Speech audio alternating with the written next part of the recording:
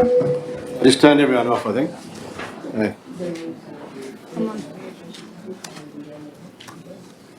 All right, well, I'll call the meeting to order and welcome you to our August meeting. Take apologies. I have an apology from Councillor Mulligan. Councillor Mulligan, is that the only one? Yes. So, everyone's here. So, somebody like to move that we accept that apology? Councillor Egan, Councillor Galvin. Those in favour say aye. Aye. No, carried. Now, I'm looking for the confirmation of the minutes of the previous meeting. I'm moving that we accept them as a true and accurate record. Councillor Galvin, thank you. Councillor Smith, seconded. Put the motion, those in favour say aye. Aye. Against, no, carried. Now, you've seen the agenda. We've got a presentation at 11:15, another one at 10. Oh, at 10, then 11:15, and then 12. So we're going to have to keep motoring to get through today. Pretty big agenda.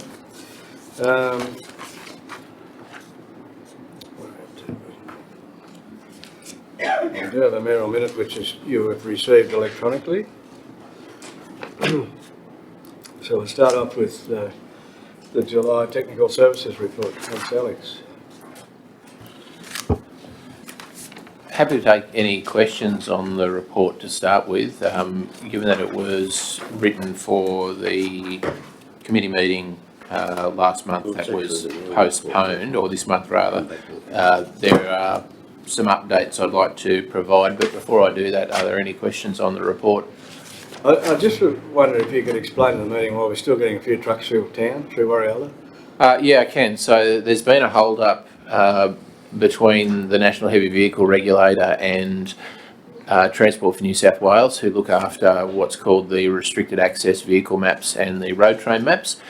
They're basically seen as the Bible of where trucks can and can't go. The day that the bypass was open, we submitted the paperwork to have the bypass route gazetted as a road train route and a B-double route, and some hiccups in bureaucracy have meant that to this date, almost 4 months from when the paperwork was submitted, there are some combinations that aren't, per those maps I mentioned, allowed on the bypass, which is utterly ridiculous. But truck drivers are basically deciding the fines for being off route are very significant, and they are continuing to drive through town until such time as the bypass route is showing on the RMS or the Transport for New South Wales maps as an approved route. I thought Very frustrating. it was the National Heavy Vehicle Regulator. It's the two of them, so they one informs the other. The maps are published by Transport for New South Wales. National Heavy Vehicle Regulator processes the gazettal. Yeah. So do we need to follow up on it, or? We're continuously following up on it. Okay, thanks, Alex. Oh, you got a question? Sorry, Alex, I read that. I dropped the line when I Thanks, read the Lorraine. 13,000. It's 114,000. That should do the job. Thank you. No problem. Alex, sorry, page 12, you've got Bristol Lane. Is that self-help? Bristol Lane will be self-help, yes. Okay. We've got 3 landholders there who are very enthusiastic about working with us, and as is our normal policy, when we have ratepayers like that, they move to the top of the list. Yeah, that's good. Jeff Smith, do you have some? I was just going to say, would it pay to mention to Adam about that? Whether he can push it? Look, it won't hurt. It's pretty cool, isn't it? It's very important. Yeah. It's also pretty poor, Yeah. isn't it? Yeah, well, I've had, a lot of people have asked me, or made the comment to me, that the trucks are still coming through town, and I mentioned it to John because I pulled out behind the B-double the other day, and he told me what was going on. Yeah. Although I think that we should be mindful of, yes, there are still some trucks coming through town, but there are 50 a day that are using the bypass. Oh, yeah. Oh, yeah. Yeah, that's right. Alex? I think the police are on it a bit, because I did Jimmy Lewis the other day. The police had 2 or 3 trucks pulled up there the other day. Obviously doing their logbook. Right. Yeah. Right. It's good to see the numbers on the truck washers Yeah, it's still different. continuing, like that's, Yes, I had a conversation with Andrew Cooper this morning about the usage of the truck wash since we changed the pricing. The billing cycle for the updated pricing has not gone through, so the industry isn't aware of the change in pricing and won't be until end of this month. But the usage is still fantastic. it's good. Yeah. Alex, page 13, roads maintenance with contract with Transport for New South Wales. Yes. Are we able to do that, or are you going to have to use contractors? So what we've proposed to Transport is that we would like, for want of a better term, the creamy jobs out of the RMCC, and if Transport for New South Wales would like to do some of their own work as under that contract, it would be things like heavy patching, the more fiddly stuff.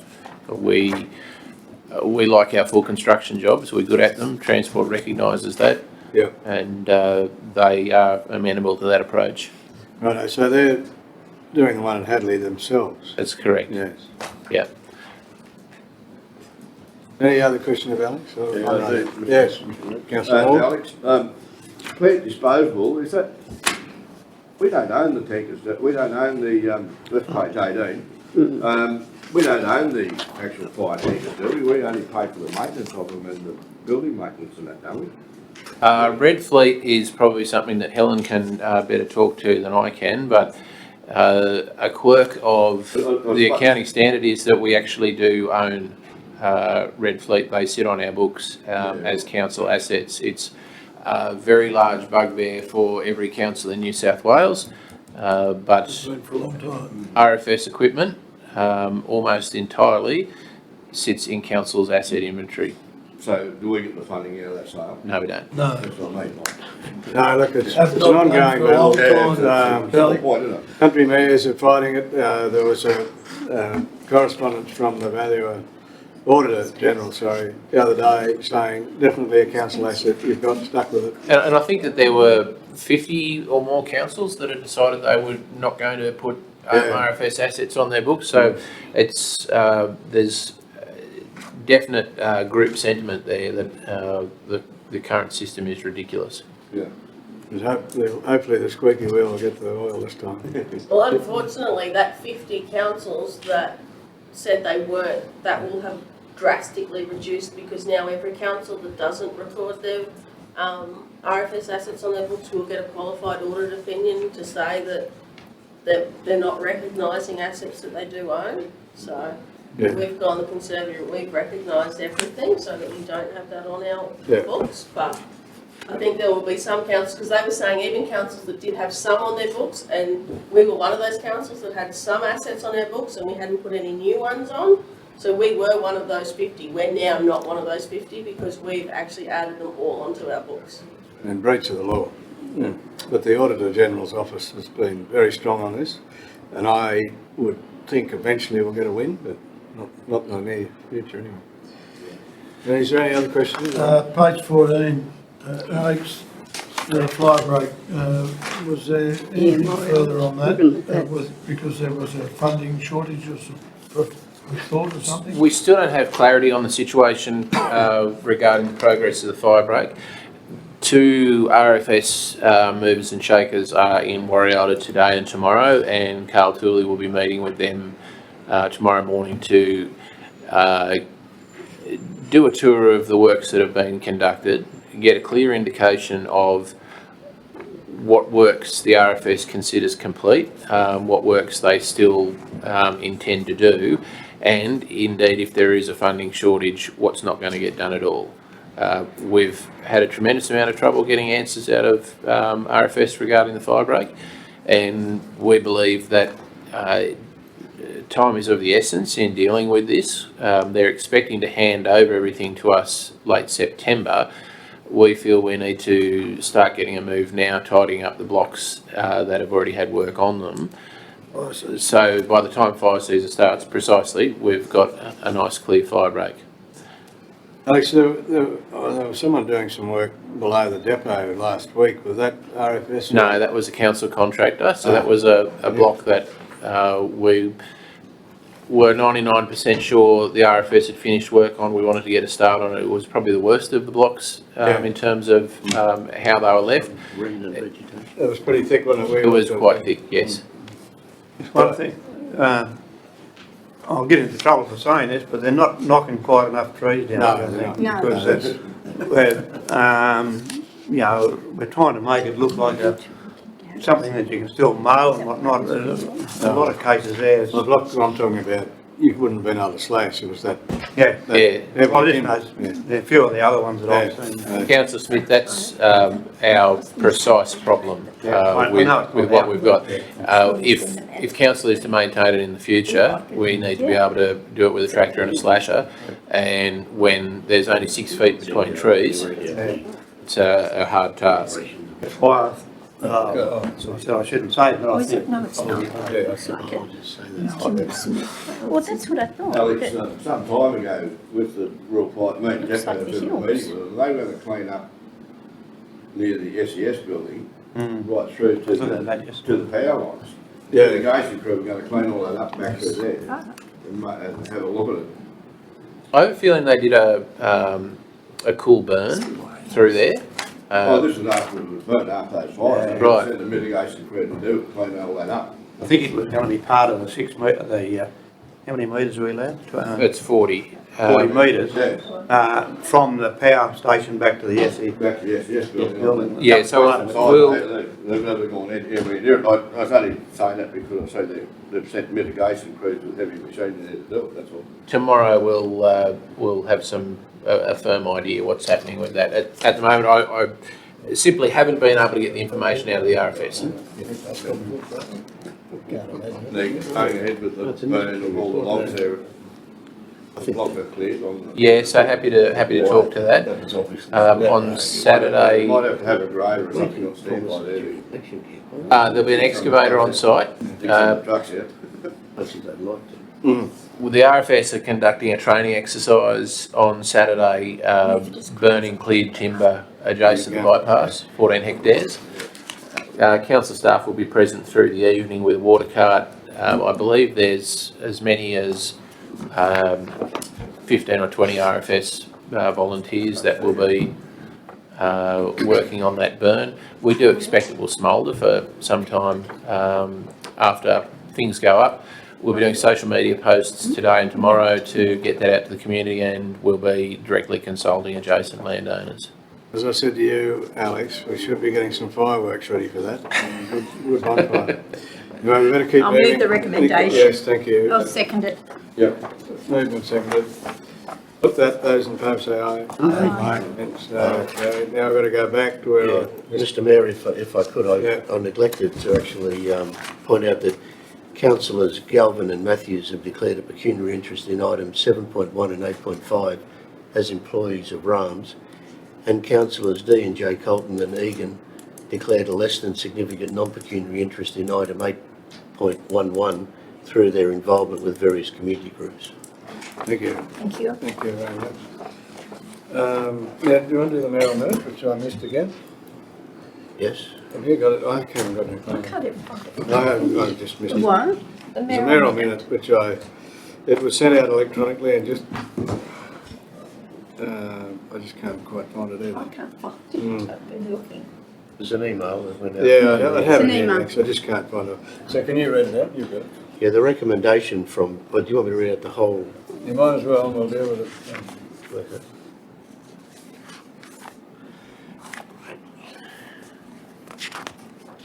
So many things aren't opening.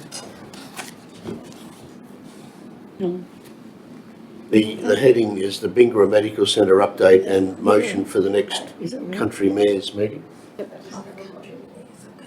As you are all aware, RAMS has advised the council that it will no longer supply the Rural and Remote Medical Services program in Bingara with effect from Friday the 30th of September 2022.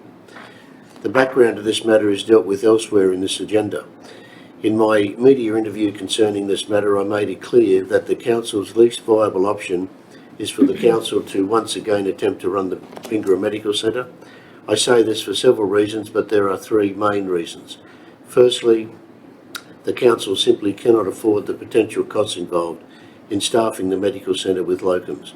The council has paid significant funds in the past when it did operate the centre. The provision of these services is the responsibility of the state and federal governments. In part, I believe the reluctance of these levels of government to genuinely address this issue of a shortage of bush GPs is because local government has tried to pick up the slack, but this has only pitted one town against many others as they bid for a doctor. And finally, the council could possibly lose 2 of its councillors who are directly employed by the Bingara Medical Centre. However, this doesn't mean that the council is walking away completely from the problem.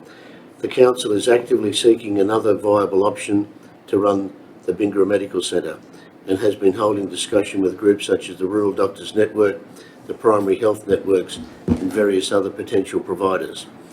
The council has held a meeting of the Guida Health Alliance, and the draft minutes from this meeting held on the 18th of August 2022 are attached. Although there is nothing concrete to report at this stage, there is a genuine opportunity being developed for a collective of local people to form a vehicle that could operate the Bingara Medical Centre. I am reasonably optimistic that this proposal will be fruitful. Obviously, other potential opportunities will also continue to be explored.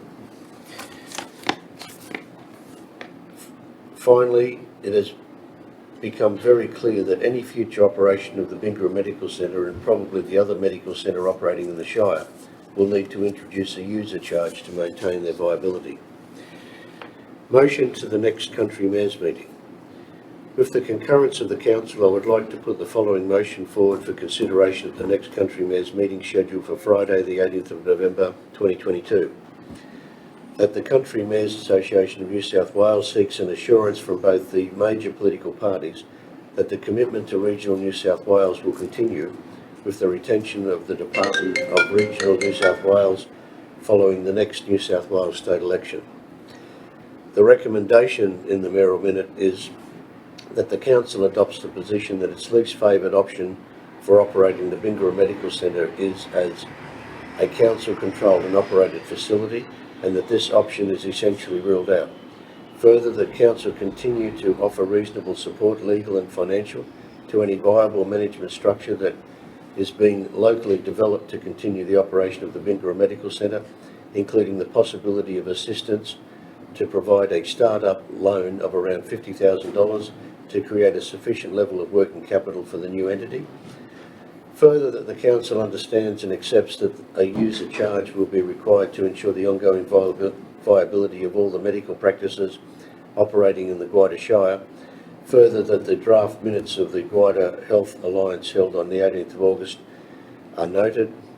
Further, that the following motion is submitted to the Country Mayors meeting for consideration, that the Country Mayors Association of New South Wales seeks an assurance from both the major political parties that the commitment to regional New South Wales will continue with the retention of the Department of Regional New South Wales following the next New South Wales state election. And I should point out that Councillors Matthews and Galvin have both left the meeting. Go. Got to go. Yep. Max, I wonder, can we add the motion that's going to Country Mayors, can we send that to the conference? State conference as well? Yes. Yeah, that's good. Why not? That's a very good idea. So can we add that onto my mayoral minute, and I then can move that? Yes. And it gestated that the following motion is submitted to the New South Wales, Local Government New South Wales Central Conference yeah. and the... Yeah. I think that agenda items are accepted up until the end of the month, till tomorrow probably. Can I also suggest that we deal with, while we're dealing with this one, we also deal with the RAMS report? Yeah, right, yeah. Because Okay. they've left the meeting. But anyway, I need a second. I'll second it. Thank you, Councillor Egan, second. And any discussion on that? It's pretty straightforward. Yeah. If you're happy, I'll put the motion, those in favour say aye. Aye. It's no carried, thank you. And the other one, we used the same mover and to accept the information about RAMS for that Yes. 8.5. Oh, yeah, okay. Right, yeah. Yeah.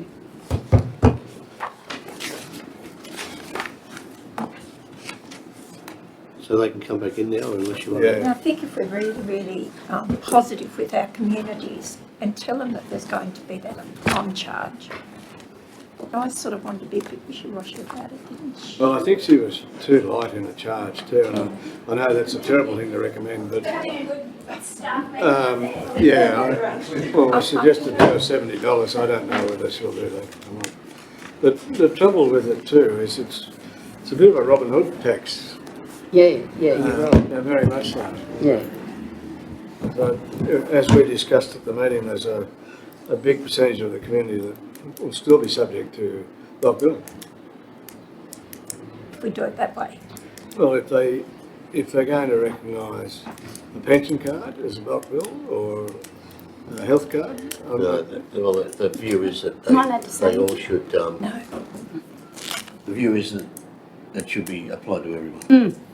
yeah, I don't know that I was really. Well- we'll see what happens. Yeah. It's not our doing anyway. So, It's for the businesses I know too. it cost me to see a specialist yesterday. Anyway, we've moved on, Yeah. it's been accepted. yeah, that's good. That's good. The next one is the executive, Executive services. I'll get back on track next. which I'm happy to, Okay. is there any questions? People may- The Shire Chambers in Warialda's looking good. It is. Is the pound in use? Or I guess there's no boxes. I know it's open, but have we got anything in there? I don't know if there's anything there, but prior, like, our next September meeting will be at the new at the revamped chambers. What about the committee members? Well, there won't be a desk there by then. Well, I thought we were just going to put temporary desks in. We could. I don't know that the other ones will be in by then either. Well, we're hopeful that they are. I just say that in fairness to Councillor Mulligan. You know, it's another hour to come here back. Yeah. With that in mind, I have got on here, where are we up to with the chambers here? Well, I'd rather talk about that in confidential. Yeah, Oh, yeah, I okay. think that's a good All idea. right, Yeah. that's all right. Is there any questions of the gentleman? I've just passed it. Was it? Oh. No, that's all right, I did. Yeah. Dog pound. I We're was going to do an inspection of the dog pound. We were going to do it prior to the Yeah. council meeting, but if you want the committee meeting up there as well, we can do it prior to the committee meeting. It should actually get in better, I think. Yeah. I was amazed to see how many book loans go out. it's It's good, isn't it? really good. I'm going to take a big risk and ask a very dumb question. What is a disaster recovery satellite NBN? It says was installed on the 29th of July. I've got no idea what it is. I have no idea. Page 26. Next to us. Oh, I yeah. just thought that must have been in case everything went down, that it I don't could know. book in. That's what I took it as, but Curiosity got me. I'd love to know what it is. yeah. Where was it mentioned? Page 26. Page 26. Yeah, under the R2D2, under the. Oh, right. We've had the NBN installed in some of our areas that were struggling with connection. And I noticed the sign at the Living Classroom as well as the depot in Warialda, and so it must be some program about Well, they put a improving our satellite up connectivity. just Russ there. I think we just That's pretty access it. good, isn't it? Then we just access it. Yeah. Yeah, so that's what, You reckon that's that's what what it I observed. I don't know No. exactly, but I've seen the signage up to say that it kicks in. I'm just trying to prove I read my notes. that's all. Excellent. R2D2 also has had injury to an arm. Oh, has it? Oh, It's no, since not been already. It's since been fixed, but Yeah. The inevitable. Any questions of the GM? I'll move the officer's recommendations. Thank you. Councillor Colton, seconded Councillor Matthews. Any questions? Put the motion, those in favour say aye. Aye. No, carried, very good. Organisation of Community Services, she's not with us.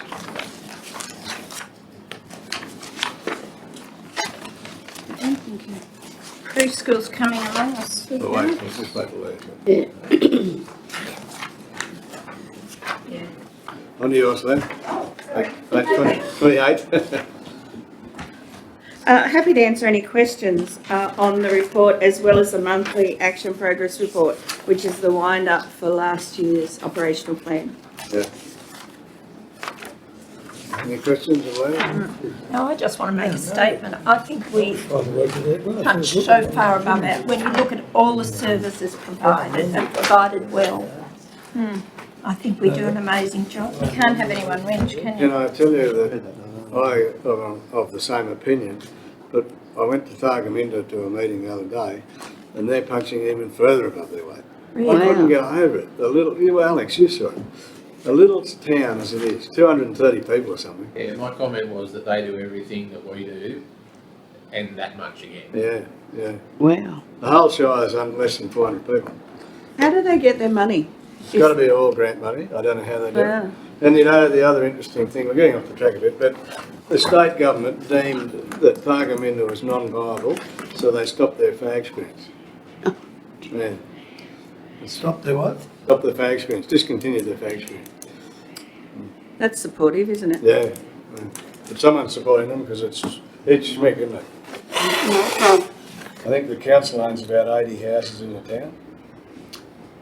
Which Is they rent. mining a thing for them? No. No, nothing. There's gas and money in a bit, but there must be still exploration going because there is a camp down one end of the Shire. But, you know, everywhere's a long way apart. So it's royalties maybe. Yeah, I suppose they get royalties to regions, I'm not sure. Yeah, they'd have to. If you're ever driving through that way at night, it's unbelievable. You think you're driving through suburbs of the city, there's all the gas. I didn't realise there was a royalty to the council for gas, but there may be. There may be. Did you ever find out about the royalties for Moree? Well, I know they got 770,000. What for? What for? They don't even. I questioned the acting general manager and he put his hands in the air and said, we'll take it. He doesn't. Any questions?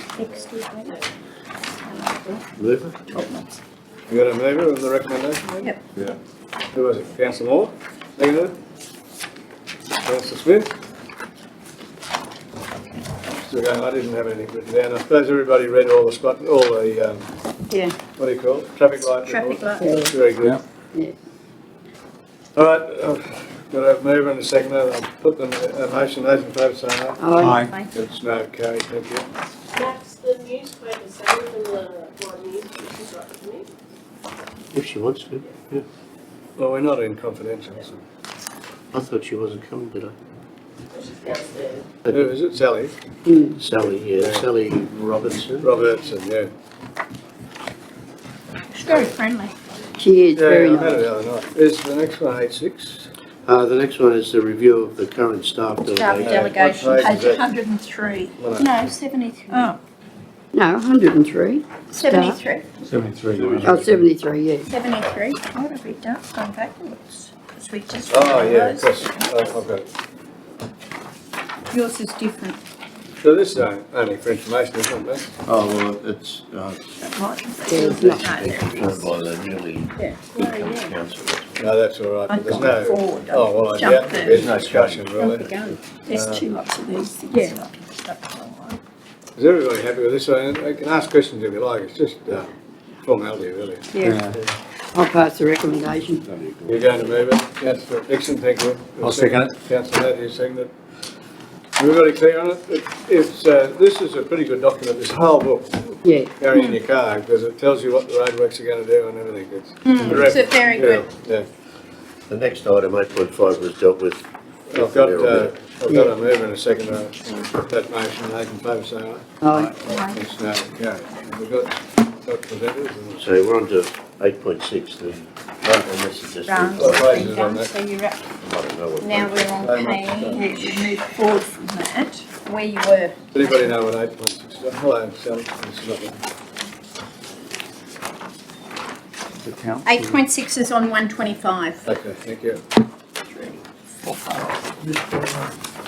Right. MCOS report, tough times, hard choice. Hello, good day, Ken.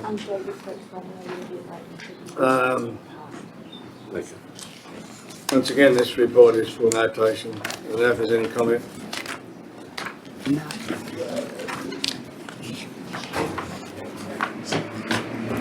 Noticed this morning that the Greens said we're not allowed to raise rents for the next 3 years. I think is they're proposing. And Yes. then that'll take people out of the rental market Yeah, then, because I'm going to invest in it. Won't get anywhere, will it? No. I have an officer recommendation. The report is noted and received. Is there anyone to attack questions if you like? Or I move, Mr Mayor. Councillor Colton, seconded. Councillor Matthews, thank you, Chris.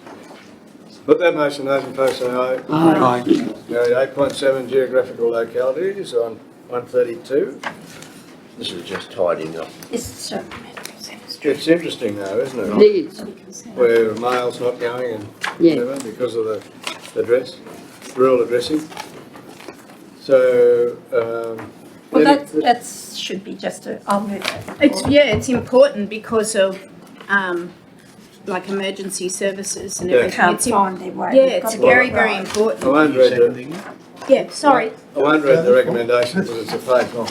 But Yeah. it's in front of Yeah, you. that all those people get their services. That's correct. Well, yeah. And the people impacted will be given the opportunity to let us know if they're happy with it. I think they should be. I'd just love to know, I'd love to have it explained to me how the rural addressing works. Like, you know, where the reference number leads you to. And then, Well, it's the distance from a certain point. yeah, but where's the point? We're 1175 from where? Yeah, Well, third- 1175. Look at the post office, do you? No, it's not post office, the origin of the road. It's 11 kilometres. Focal point. Or is it 100 and, No, he's is it metres? generally a rural address Metres. number, add a 0 to the end of it, and that's how many metres from the origin of a road you are. So And it's- that yours would be the highway going We're through, not so. 11 kilometres from the highway, No, we're but it's a one. zero, it's metres, isn't it? No, it's not, it's tens of metres, so in your case, I don't have an answer, No. but could that's be the, from that's the Tamworth. first one that I don't know the answer to. I can throw a bit of light from my days when that happened.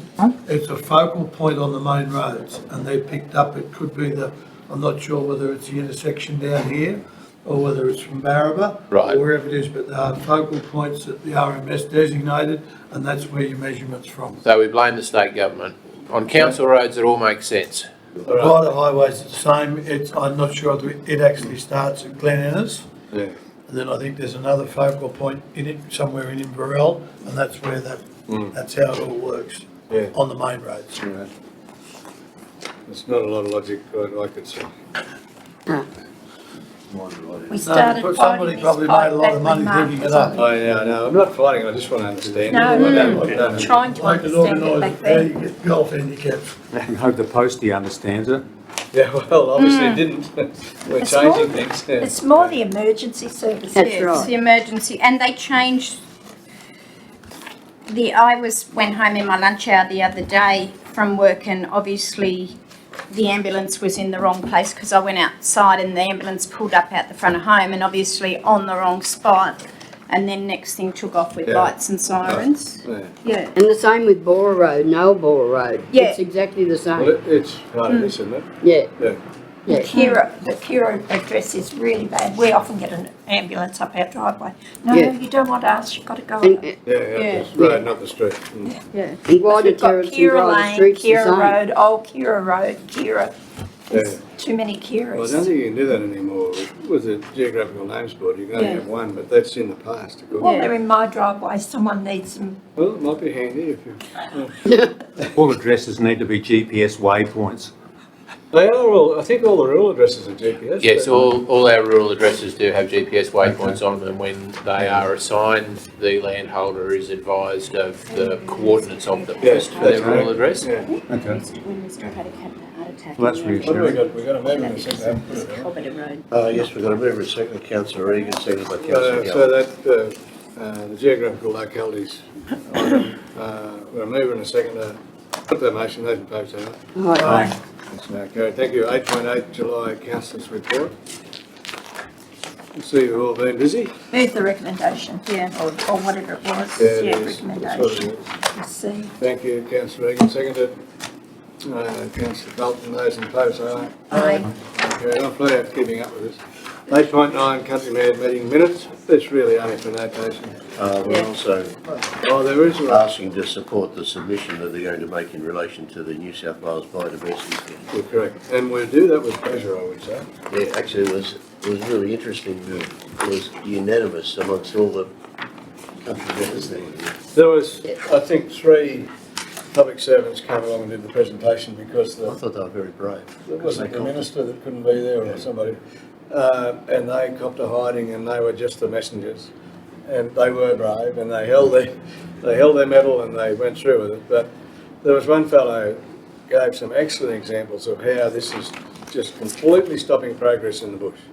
You know, when you've got to pay an offset, and Max has given an example here, the land we bought to put a greenhouse on was a $6 million biodiversity offset that we have to have. And it just kills it. Yeah.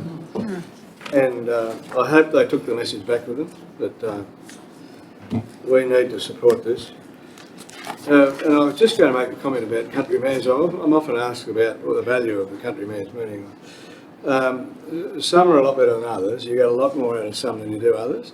The networking's incredibly good.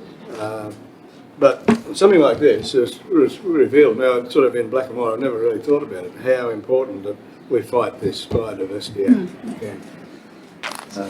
Actually, we attended that country You mayors attended just one? as a, and I thought it was quite revealing. Yeah, the last one was And, good too. Yeah.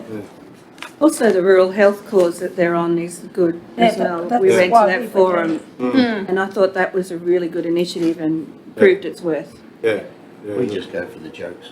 Yeah. The last one was They on, were pretty lame. on skills, job skills, I think. But neither Max or I were able to make that one. Yeah. But anyway, the reports I had from it was a bit ordinary. The meeting the next day that we did attend was very good. So we've got that recommendation there that we support the submission. Do you want to make that to the Local Government New South Wales Conference as well? Well, we can. Would country mayors be doing that? Well, if they In do case it they're not. anyway. Yeah, they'll be enough to do it. So you happy with that? I don't have a mover and a second anyway. Oh, well. We just want to send that off to the conference as well as supporting country mayors. You're happy with that? Yep. Opposing or pointing out the problems with the Biodiversity Act in the bush. Yeah. The other thing, and I suppose, not soapbox, but I can't understand how locking up a bit of scrub somewhere and buying it, paying money, is going to change the carbon footprint. I always thought you would have had to plant a tree to make a difference, not Just buy a tree that's been there buy a for tree that's been there forever. centuries. Yeah, yeah. It's a perk that's being exploited all over the place. It is, and it is a perk, yeah. Okay, so with the inclusion of sending that off to the conference, Yeah. have a movement and a second. Yeah. I'm here, Councillor Egan. Councillor Galvin, any questions on it? Not, put the motion, those in favour say aye. Aye. No, carried. And you lose information. You get a bit of an idea what happens to country mayors if you read that. The Yeah, next good one reading, is, is it 811? Every age counts. No, no. 811, yeah. Becoming more No, and more that's not important it. too. No, you've got 159. every age counts. Missed that. What page? 159. Thank you. They're just asking. Every age No counts. questions wrong. I don't really understand this, so. Well, I thought every age counted. I don't know why we have to have it presented. No, I don't know the purpose of it. Why we don't just include everyone in our ages. But anyway, Anyway. it won't do us any harm. Won't hurt us at Looking all. for a favour of the recommendation then. I'll move it. That's come from an elderly citizen. Yes. There, Councillor Dixon, thank you. A young spring chicken, aren't you, Match? Every age count. Councillor Matthews, second. Councillor Matthews says we're up there with the seniors. here. We're following. He's following me. I'll put the motion, those in favour say aye. Aye. Carried. And, next one, we're getting there. No speakers yet, no presenters. Stronger, no, these, they're running a little bit late, they'll be about 10 past 10, and I don't know about the transform people, Oh, yeah. presentation. Yeah. Some money. Stronger country Stronger Country communities Community round 5. Fund, yeah. 92. So we've been notified of this 166. Stronger Country Communities Round 5 Yeah, program 156. with the guidelines, and I can't see here when it has to be in by. It's got to be in by, Michael, when's it got to be in by? Yeah, got a month, have we? End of September, is it? Thank you. This is the one I've declared an interest in, isn't it? This is what I've declared an interest in. John? Oh, yeah, but it's a non-pecuniary, less than Yes. significant. Yeah. And Just I'll want to be recorded. sure. Yeah, but you can still participate. What's your recommendation? We got to work it out. It's a list, I've got the list now, I can't find it. What the projects, Funding. Ken, the cook, because worry out of it. yeah, I must be. I've seen it and online. Tables and chairs, they're very old. You got that? It came out on, Max had the list, but we haven't got it in here. Has everybody got those recommendations in front of them? I don't. Well, No, it's, They're in I've the only got it on confidential, computer. aren't they? It was a second lot of, the recommendations this is what I'm recommending, you don't have to keep to it, but the Bingara Campdraft Arena relocation and lighting would be a community allocation of $180,000. Warrialla Swimming Pool Complex upgrade, out of the council's allocation, $317,129. Cropper Creek Bowling Club, community, $160,000. If this allocation is rejected by the funding body as ineligible, the funding will be allocated to the tourism and directional signage across the Shire, especially in the northern area, to assist some of our councillors to get to venues. One of your big signs. Warrialla Recreation Ground and wider oval In Lloyd's. upgrades, council allocation, $140,000. Playground equipment upgrade, council, $250,000. North Star Playground and new toilet facilities at Railway Park, council allocation, $100,000. Warrialla Showground, 2 disability access toilets and 4 shower block, from the community allocation, $150,000. Max, do you know how much a sand trail would cost? If the Cropper Creek thing falls over, I was wondering about a sand trail as you enter the Shire from either end. And it's, you pick it up and then the recording will say, well, if you're coming through the North Star area and it's May, well, the thing changes every season. What you can see now, people sowing winter crop or whatever, so that they look at the agriculture as well. That $160,000 would certainly do that. Would it? And you'd have signage as well, but you've got to remember that people have got to download the sound trails Before they completely. get there. you've got Well, I to think have mobile coverage. you put the sign up as you're entering the Shire, Yeah. sound trails.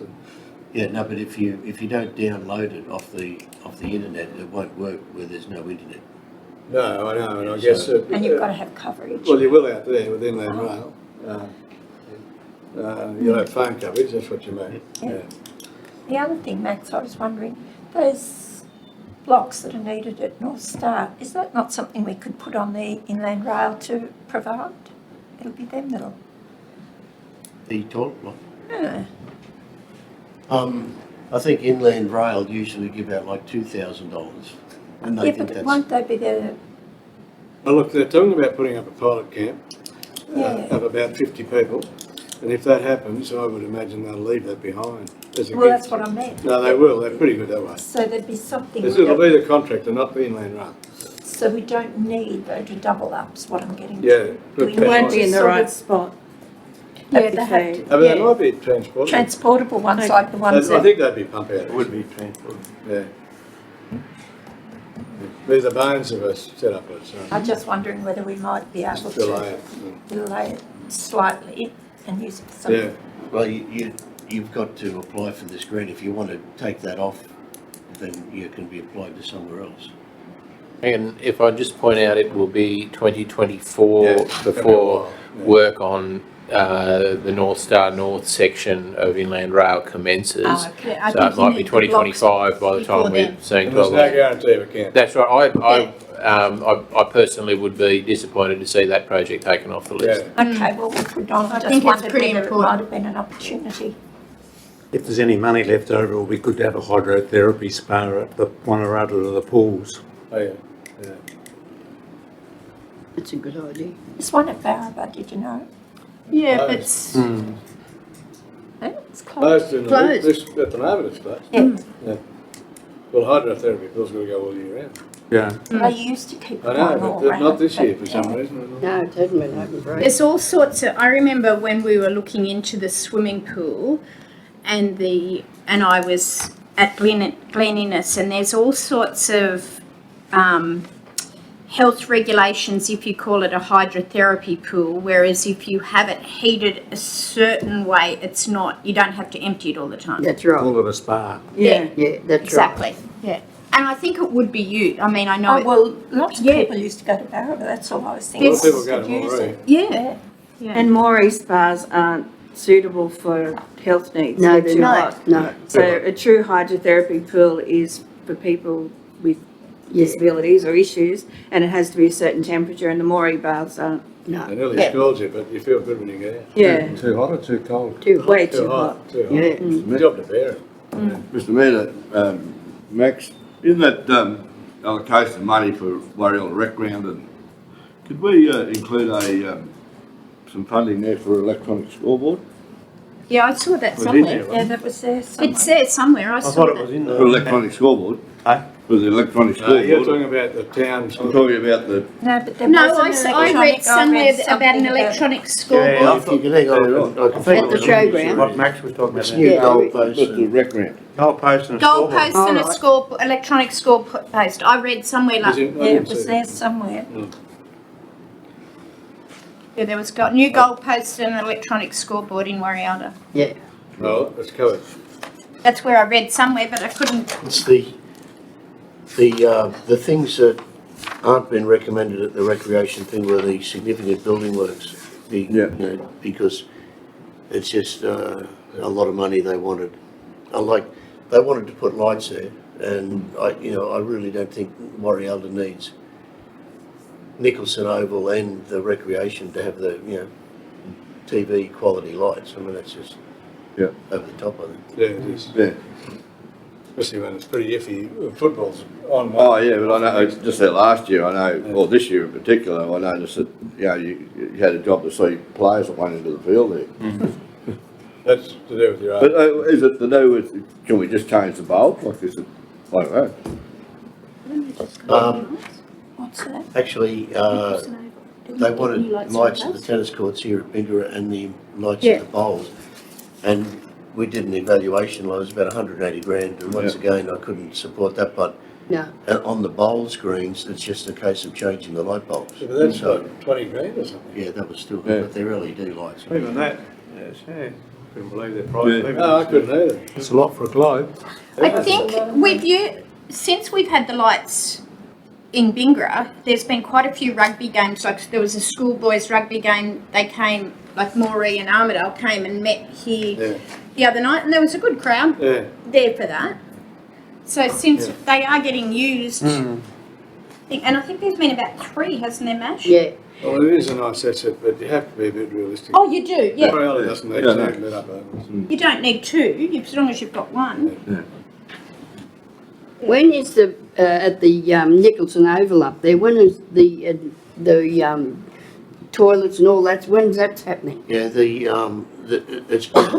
it's certainly been negotiated with all the user groups, it's been designed, it's ready to go. Oh, right. It's just a case of fitting it into our works program because the guys are working on Yeah. other projects. Yeah. Like they're giving some priority to the preschool, finishing that off. Yeah, fair enough. Just the lights are good, they're effective. Nicholson Oval. They are, they're great.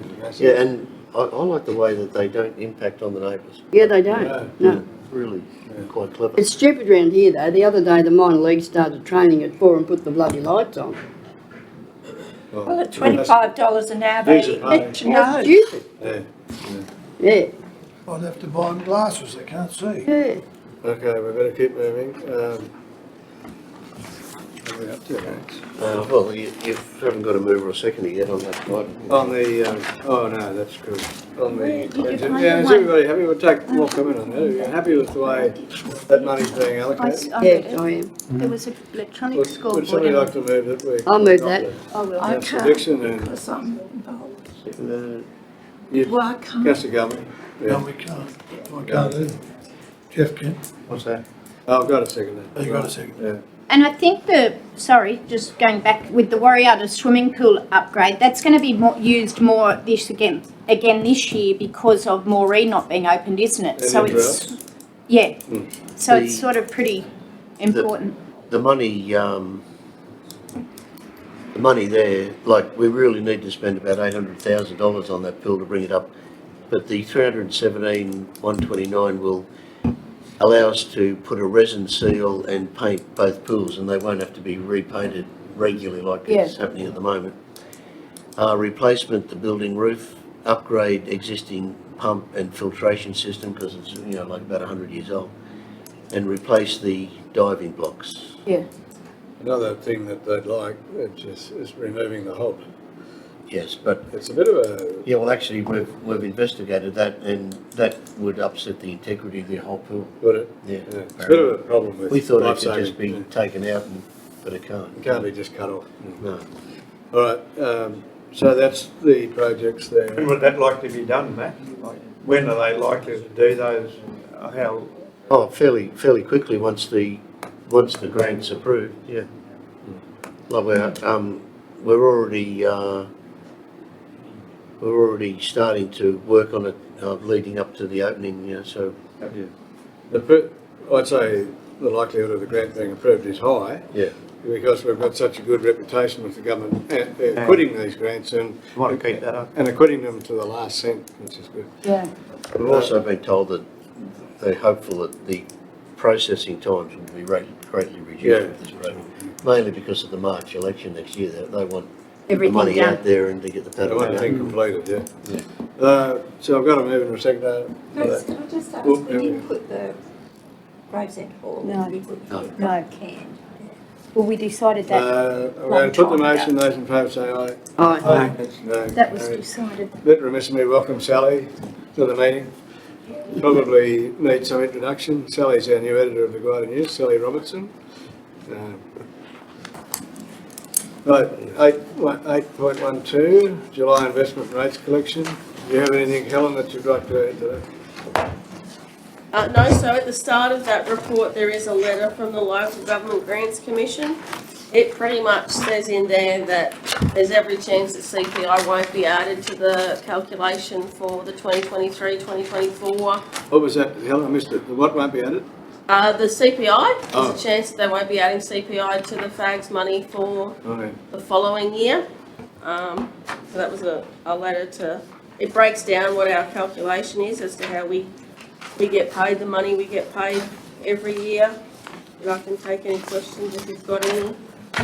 And then, That's interesting, the way we must get a smaller population, we get more than some of the bigger councils.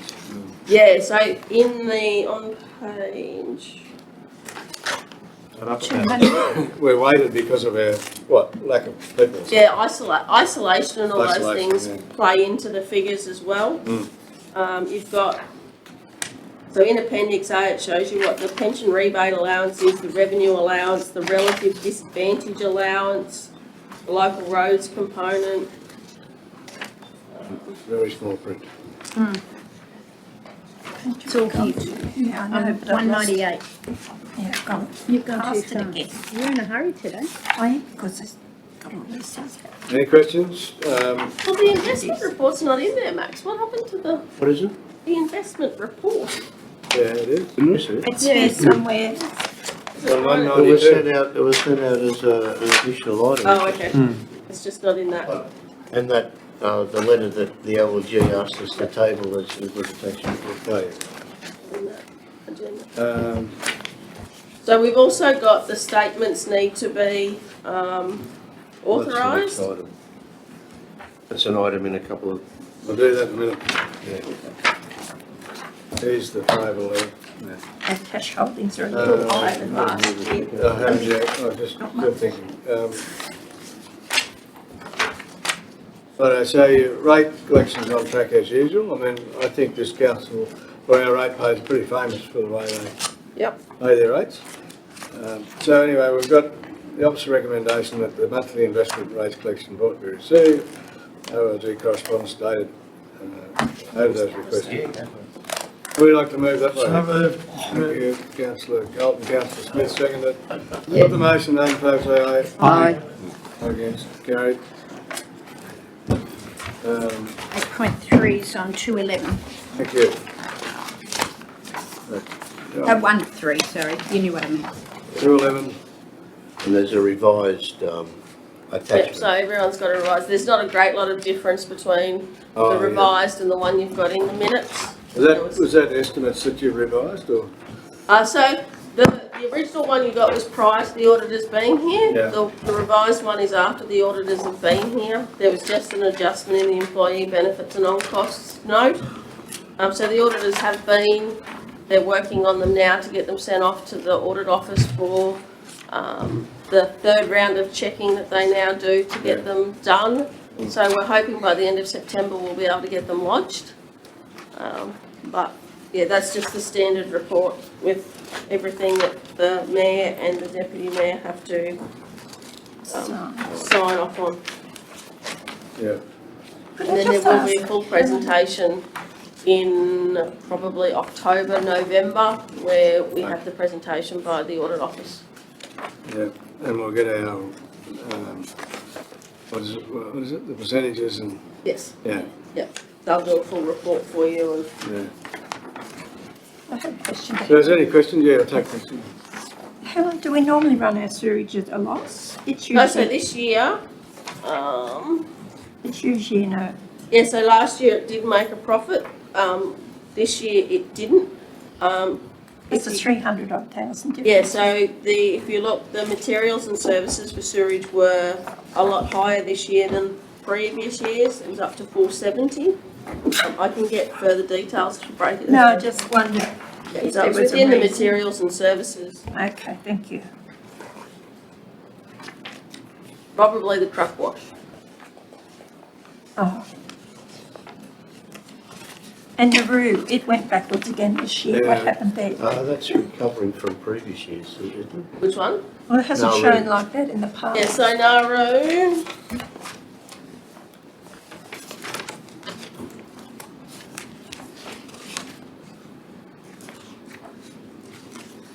Nauru, it did make a loss, but it also, you've got $202,000 worth of grants and contributions for capital. So that work wouldn't have been done if we didn't have that funding.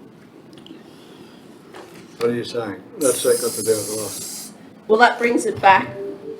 Our income was slightly lower. You'll see our rentals were slightly lower. Employee benefits did go up, but with COVID, I think COVID would have played, Leah, that would have played the biggest impact on wages, wouldn't it? Absolutely, because we had 1/3 of our workforce out, so we had people on overtime and working longer shifts and it That was- wouldn't have been in this financial year though, Yeah, it would. Yeah, it should have Yes, it been. would. Yeah. but in the current financial year. Yeah. For the 2022, I know this is the last year. And wouldn't have been in it, we've just actually applied for a grant to cover The those loss, losses. yeah, I I saw thought that that was since somewhere. the end of the financial year, No. wasn't it? Where we had lockdown. I know it was locked down earlier, but this last big one. Was it- May was is it? when we started having No, difficulty I with thought it staff. was more recently. It continued.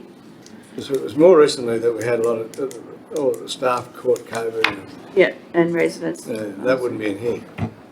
No, but some of it is. Yeah. Yeah. Yeah, the earlier one, yeah. so it's only really the wages that, I mean, Sharon's pretty tight. Her other expenses and She's excellent. materials are on par with the prior year. It's just the Yeah. wages. And the aged care did get their pay rise too, that had to be backdated a long way as well. So all those figures. Have you had, I'll go to Leah, any more information about the change in regulation? Is that the federal government's The funding model threatening changed. to impose tougher regulations? Is that going to happen? I've heard that it's being watered down. I don't know if it's... There's been considerable pushback from the industry Yeah. around things like 24/7 RN care and that sort of thing, and nothing's been resolved yet. No. But the funding model is changing as at the 1st of October, and we're still not even sure what impact that'll have, but we believe it'll be beneficial for Nauru, removing the ACFI funding model to a different one. And I think the other the suggestion that's coming from the feds is impossible anyway. The access to an RN. 24. We haven't got enough RNs to do it. In the rural Well, nobody regional has, areas, no, no. Just to further explain what I meant about COVID, it wasn't the actual wave that hit us that took a third of our staff out and loss of residents. It was the legislation around if you have somebody With a sniffle with a or, sniffle that you can't come back for 7 days. And disability industry and aged care industry was much stricter than anything else. So we had people sitting at home quite well, but they couldn't come in because of the legislation that followed the COVID outbreak in those two industries, disability and aged care, so. Right, thanks. Helen, is there any other question, Helen? No, it's those two. So So we'll just deal with that part of it then, and I'll ask for a removal of the recommendation. Councillor Galvin, and a seconder, please. Shemaine. Councillor Smith. With the motion, that in favour, say aye. Aye. Okay, now we've got to stop for a presentation. Need to break it. Cannot see it. Yeah, there's supposed to be a guy. It's not 23 half. David's here. not, they have to go this way. Okay, all right, okay. I see. And they've got a budget for it. Welcome, David, to the meeting. Good morning. Good morning. Are you right to go? Have you got anyone else coming with you? or- Look, Susan Hayden was meant to be with me today, but she's ill and been off work all week. So All right.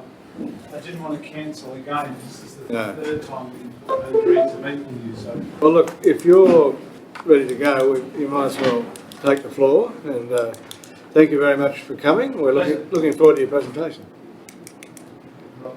where's the best place to stand? Wherever you come to. Yeah, okay, so you can all see and take up a bit of space. So. I wonder, can we pull a curtain or two? It's Yeah, I was very just hard going to read. ask that. Yeah. Well, matter of fact, I've got glasses on.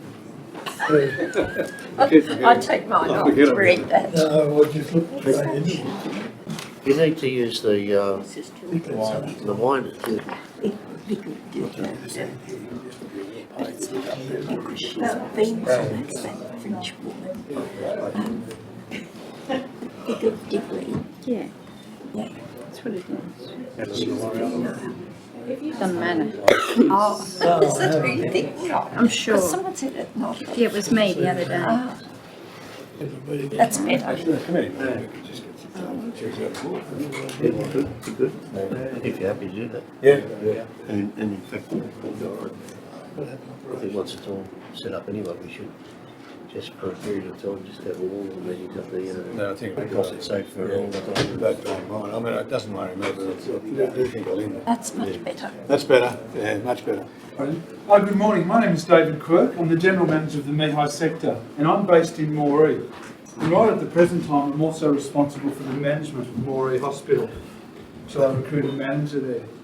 And so the Mihai sector, before I get to Bingra, Bingra is one of the 6 facilities within the Mihai sector. And so the facilities that I manage and have responsibility for are, in the south is Boggabri, then Narrabri, out to Weewar, Bingra, Warrialda, Moree, and we have community health centres in Mungandai, Toomalar, Boggabilla, and so that's the sites that are responsible. Within those group of facilities, there are 2 district hospitals, Moree and Narrabri. There are 3 multi-purpose services, which are Boggabri, Bingra and Warrialda, and a community hospital at Weewar. So that's the Mihai sector, and that's the northwestern part of Hunter New England Health. Bit of a background to the presentation and the slides. I had feedback, so as I say, this was the third time I've arranged to speak with you, and so I couldn't fault again. That would be just poor form. But it came out of feedback to do with understanding of Hunter New England Health and the role of the tiered networks and the bigger network. And I guess that's relevant today, and there's petitions going around about the dissociation between north and south of Hunter New England Health Network. And I'd just like to say this slide wasn't prepared to address any of those factors, but just as a coincidence, the material does overlap. So I'm not here to present a case for or against. I just my real motive was to try and respond to feedback I had, which is now probably 3 months old, about filling in a knowledge and information gap for people in Bingara about the health service. So that's the motive and the point of the presentation. Next slide, please. So I focus more on Bingara, even though we recognise Warrialla is part of the Guarda Shire Council and Warrialla is an MPS. So this general information translates across to Warrialla as well. So Hunter New England Health is one of the largest health districts in New South Wales, and its headquarters are based in Newcastle, and the Chief Executive is Michael Di Rienzo. But it's important to note the next most senior person in Hunter New England Health, which is Miss Susan Heyman, is actually based in Tamworth, and her office is in Tamworth in the regional office in Bly Street. And I'm used to looking at this. All of those people are executive directors, so that's just the organisational chart, and really the information is just a talking point. It's more about the questions and feedback that's probably important. But just for your knowledge, they're all directors of Hunter New England Health. It's a large organisation. It's got nearly 18,000 employees and a budget of a bit over $2 billion. So it's not small, that is for sure. So if you move across, and Susan Heyman is third across from the middle. That outlines the facilities that Susan is responsible for, and which is, in terms of geography, pretty much from the Hunter Valley up. So all of the hospitals, community health centres, north of, in fact, Maitland, really fall under Susan Heyman's domain and management. Next slide, please. That's just to show you the complexity. So this is getting a bit closer to home now. And so at the top is the organisational chart is Susan Heyman, the Executive Director for Rural and Regional Health Services. And then there's the people that report to Susan. And important for me is the 4 operational sectors that have the hospitals and the community health services of the patch are the Hunter Valley sector, which really is from Maitland up, and it's outlined there. Dungog, Singleton, Cessnock, Kurri Kurri, Merriwa, Scone, Denman, Muswellbrook and Murrurundi. Then the Mehai sector is, as I've said, Bingara, Boggabri, Moree, Narrabri, Weewaw, Warrialla and the community health centres. The Peel sector includes Tamworth Base Hospital, then Barraba, Banadar, Tamworth Community Health, Manila Walker, Nundle, Corindo, Werris Creek and the Premium Town Alice Springs Community Health Services. The Tableland sector is Armidale is the largest facility, and that goes across to Tenterfield, Glen Innes, Emmaville, Byron, Uralla, Inverell, Tinga, Ashford and Bundarra. So they're the 4 operational sectors and geographical sectors. Then there's some support services you can see, the Aboriginal Health Unit, aged care and rehab. Rural, there's a clinical research aspect to it, drug and alcohol services, oral health and violence, abuse and neglect. And then there's some specialty networks as well. Next slide, please. Again, just the Mehai sector, and I won't go. That's the organisational really chart for our small sector, and the hospitals and community health services that I've nominated. Next slide, please. And I'll just go back one, just to show you the map. Sorry, this is the map of New South Wales. Shows you the actual geographical size of Hunter New England Health, and then the most right diagram is the map of the local health district and the towns that are located within that. I'm not sure you can see that, it's probably a bit small. Knowledge of local geography should be pretty good. Next slide, please.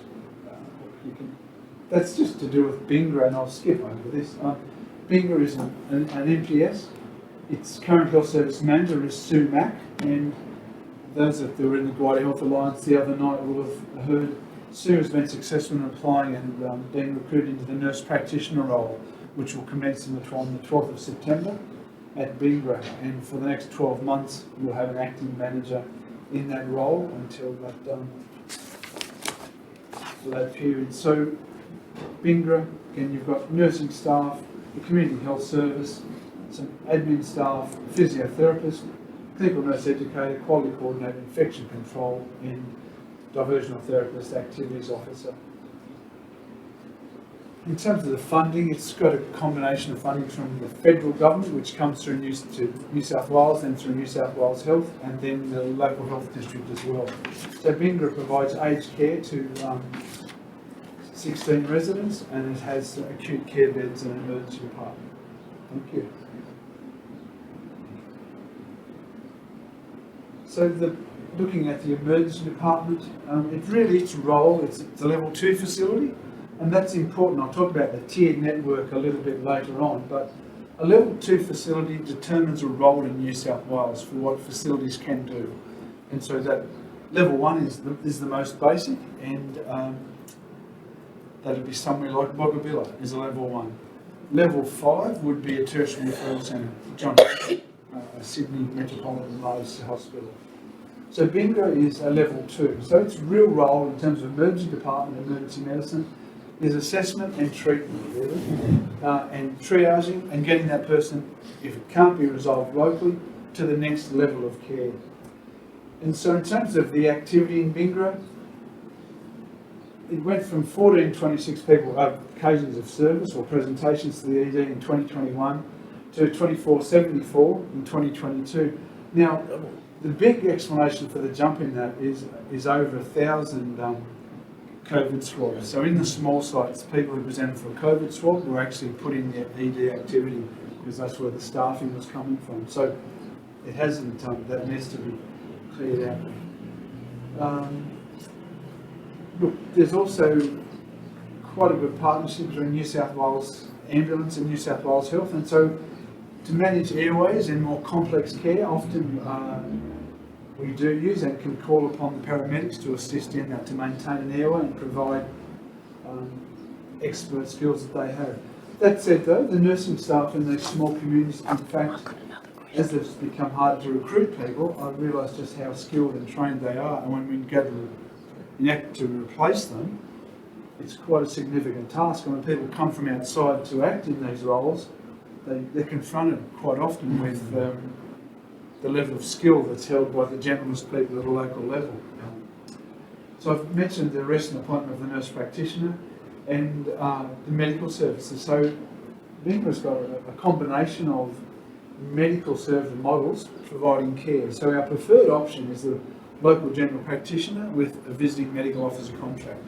And that, until really the last, I guess, 5 years, has been the predominant model of employment throughout rural New South Wales, where a general practitioner in their local practice has a contract with the health service to be a visiting medical officer, and they've been paid as a fee-for-service arrangement. So when the doctor sees the patient, we pay for that transaction.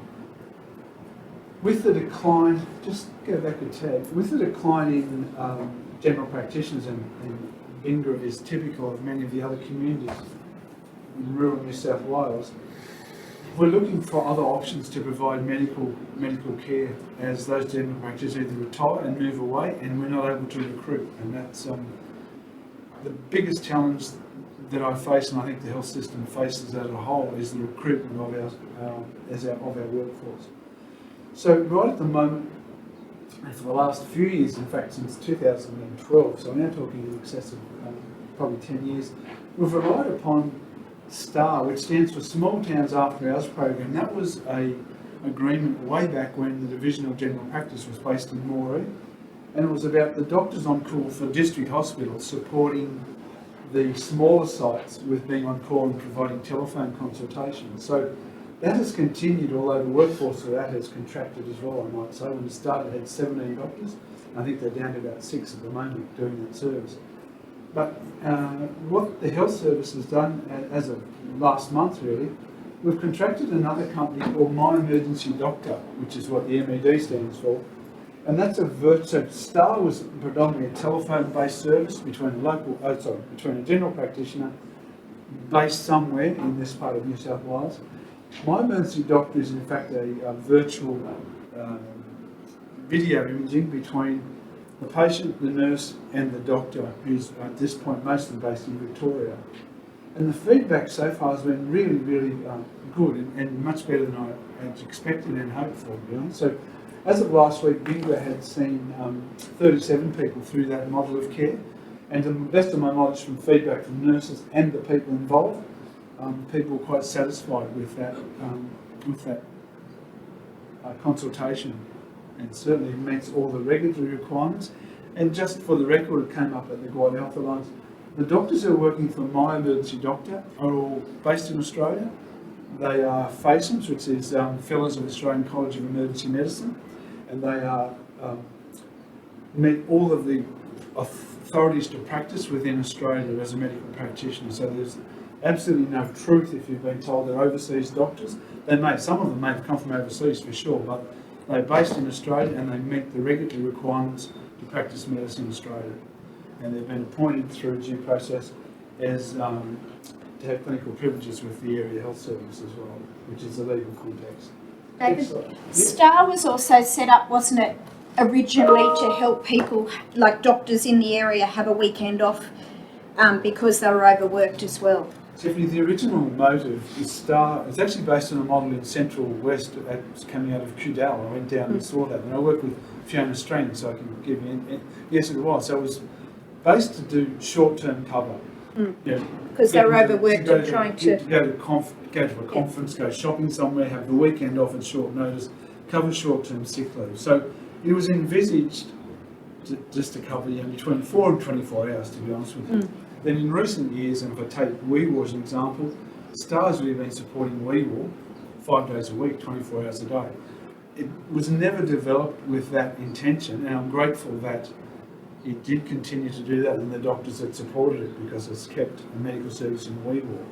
But it did have limitations, particularly it was often telephone based, and as health became more legalistic, there were some governance issues around medical records and follow up with people that the My Emergency Doctor service has corrected.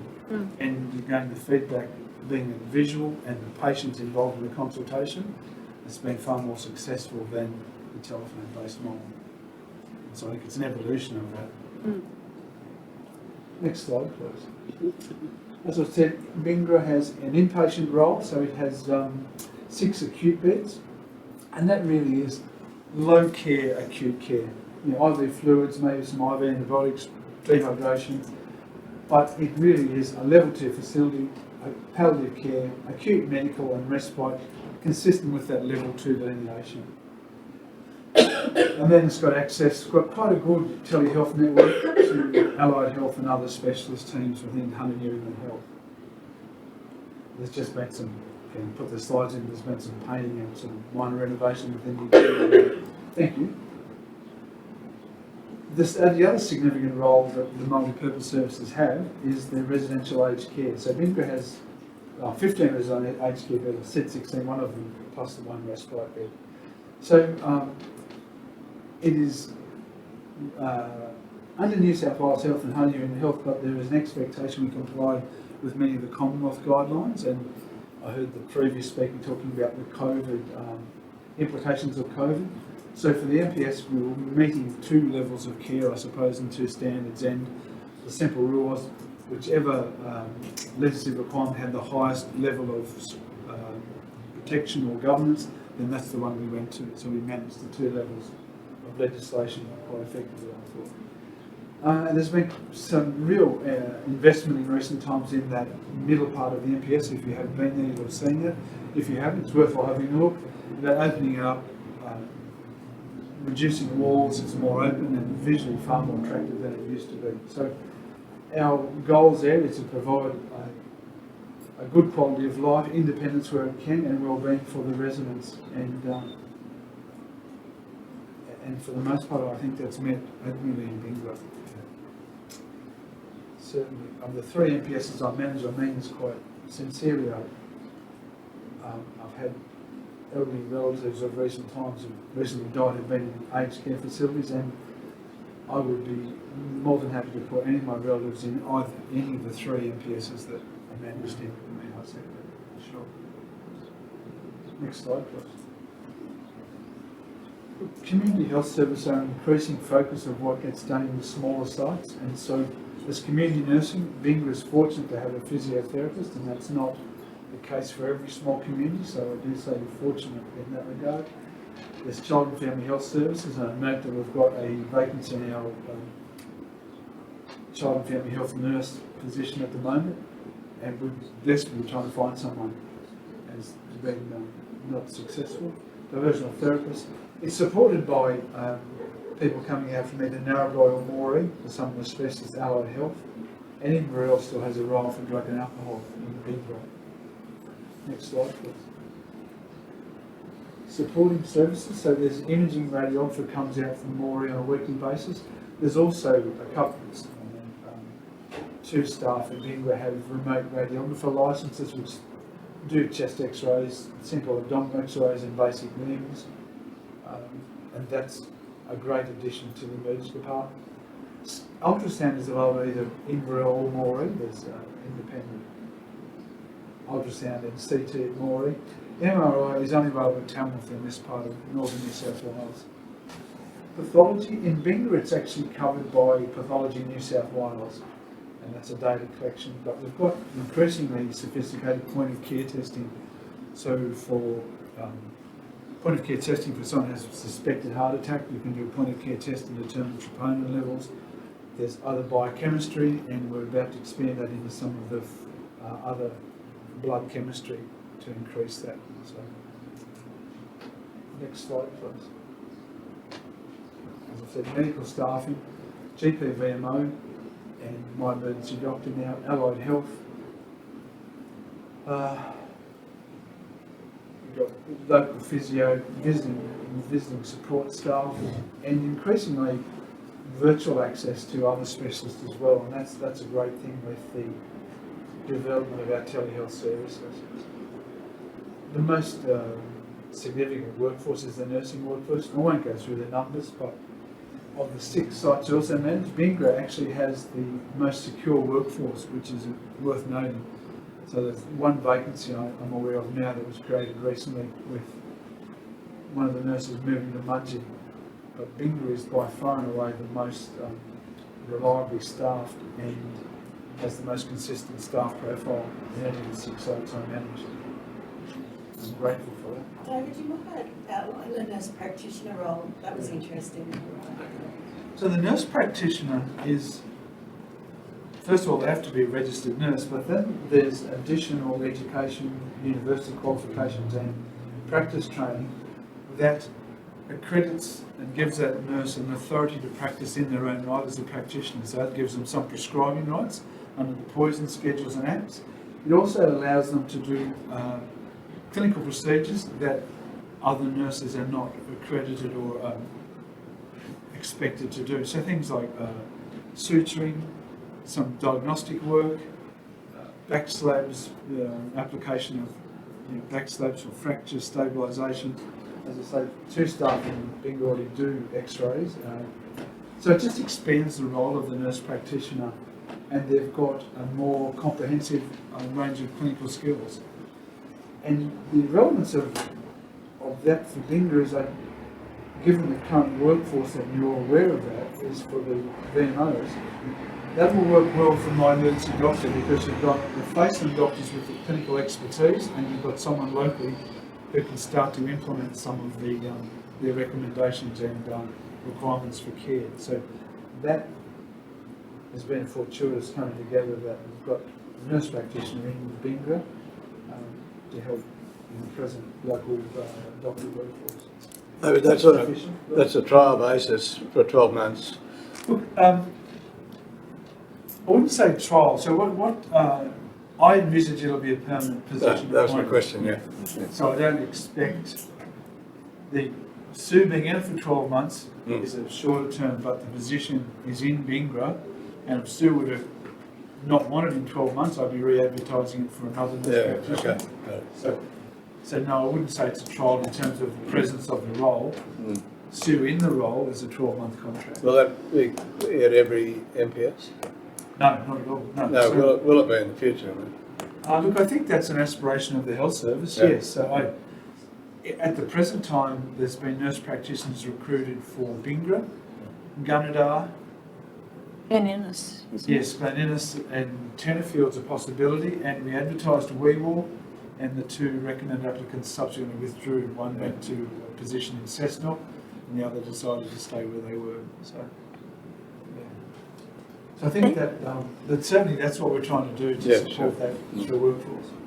David, just on that question, if Sue, obviously she's been elevated, and you're trying to put someone else into the position underneath As a her. health service manager? Yes. Does that have a conflict for the new person going in? Will Sue not still feel that the role?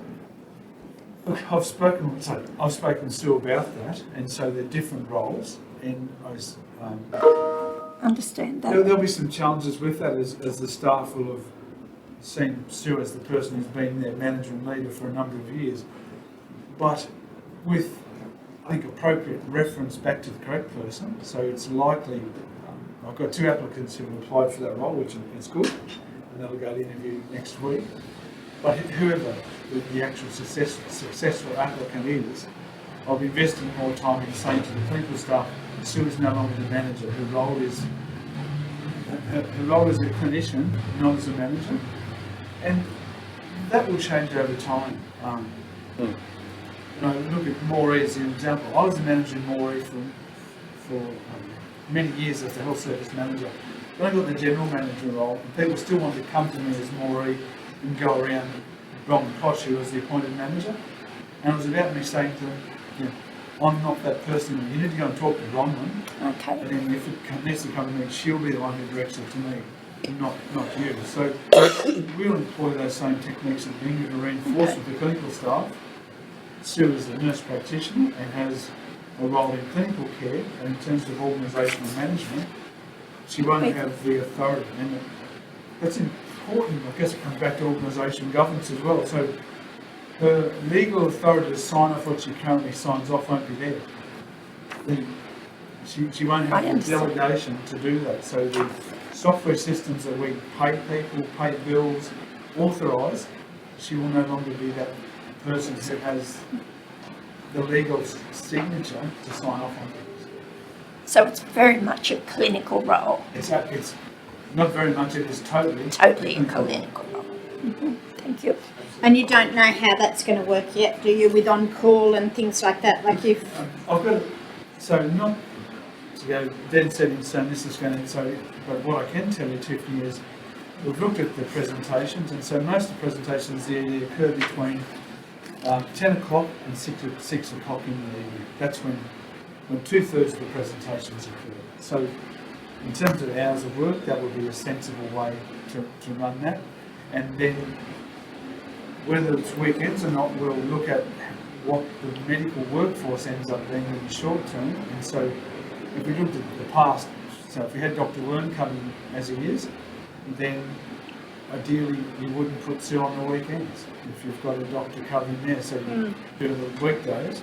If there's weeks with no doctor on the weekend, then that's when you put the nurse practitioner in. Yep. So that's what we're looking at the moment, trying to forecast what's the most effective way of rostering the nurse practitioner to cover the clinical needs. So that, to answer your question, what I don't know, I'm going to talk with Chris Matthews today, I haven't seen what the future might look like for it, but on the information I've got, that'll be to determine where's the clinical need and the best place to employ the nurse practitioner. To answer your question? Yeah. Thank you. Any other questions from people to do with nurse practitioner?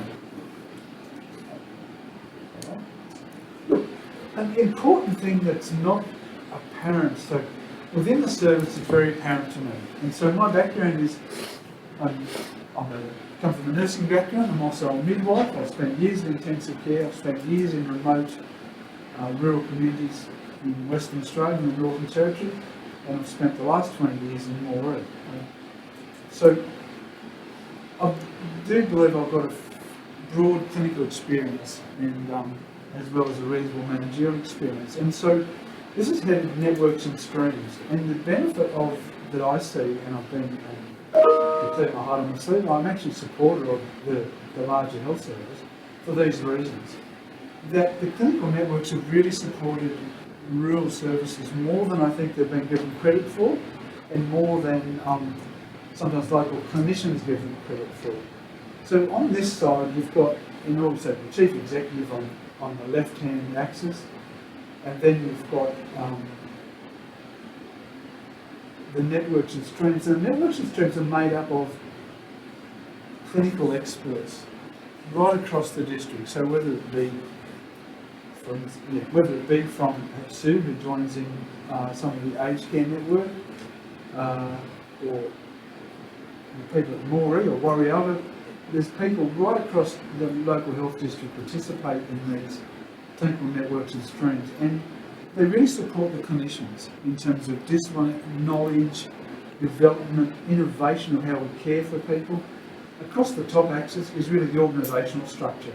And so the diagram is meant to demonstrate the clinical networks and streams run through the organisation. They're not operationally responsible, but they certainly have responsibility for discipline, knowledge, expertise, and informing the clinical services of how they should work for the best. And I'll give an example of the clinical network. I participated in the Women's Health and Maternity meeting.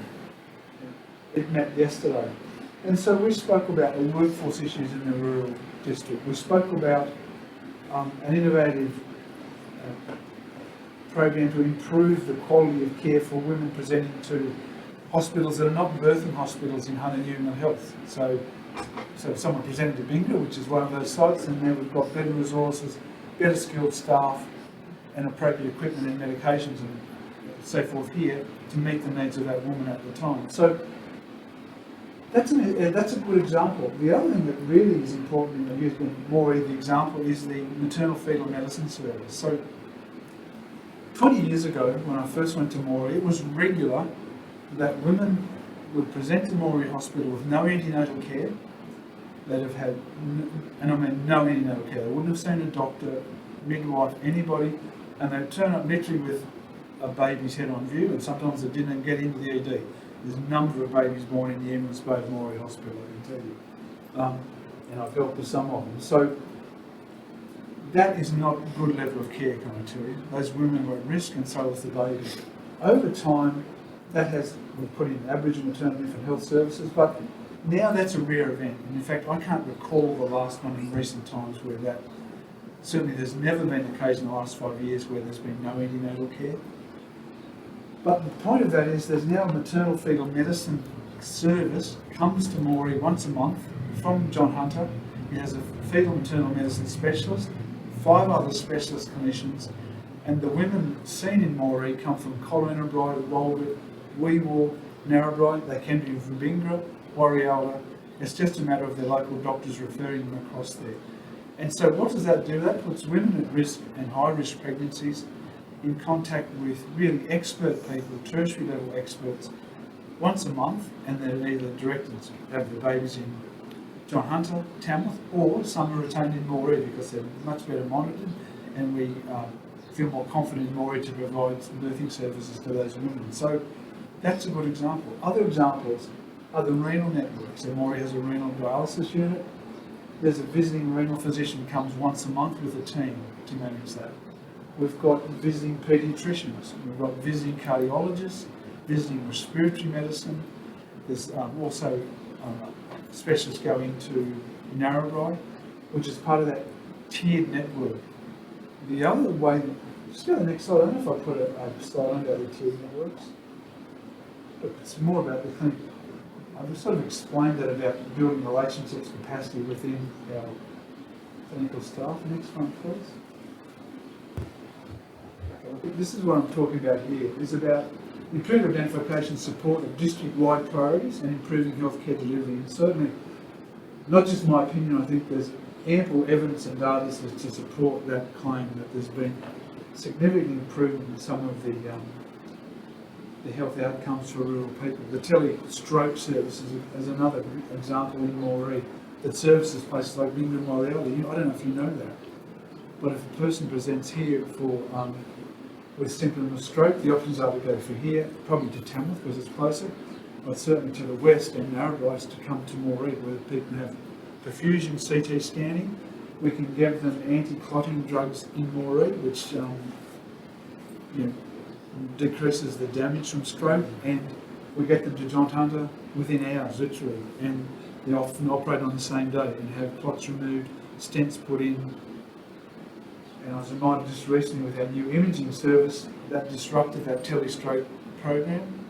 And I was surprised at the chaos it caused, the amount of disruption it caused, and the amount of people that we actually treat for stroke through the telehealth program that came in from Weewar and Narrabri across to Moree, and from Mungandai for that matter. So more examples are there, I've probably covered some of them. Look, it enables a higher level of care to be kept closer to home for some of the primary health care, so people can, like the more complex renal dialysis patients, we can now do in Moree rather than in Armdale or Tamworth. And there's a lot more and closer interaction between those specialists and our local workforce as well. Next slide, please. I think I've covered that. Next slide, please. Look, another example of the clinical networks and streams is our aged care, and as I said, in this sector, the three MPSs have a really major responsibility for the vision of aged care to their communities. And so that's supported by a lot of expert people who may not be in Binga, Warrialda or Boggabri, in fact. And so we've got the ACAT teams, people with the diversional therapists supporting that, rehab to some extent. There's access to the grand rounds from the MPS services into the aged care and rehab stream. Again, access to gerontologists. Increased focus on food and nutrition. There's been a lot of research in recent years about the role food and nutrition has for residents in facilities. And the focus on living well in the MPS really, and that's been central to try and improve. As you can see, that's some of the renovation in Binga MPS, and there's been renovation not quite as elaborate as that at Warrialda, but some further renovation. Next slide, please.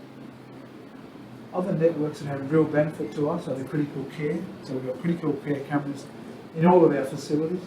That puts us in touch with FACEMs, intensive care clinicians and specialists, particularly Tamworth and John Hunter.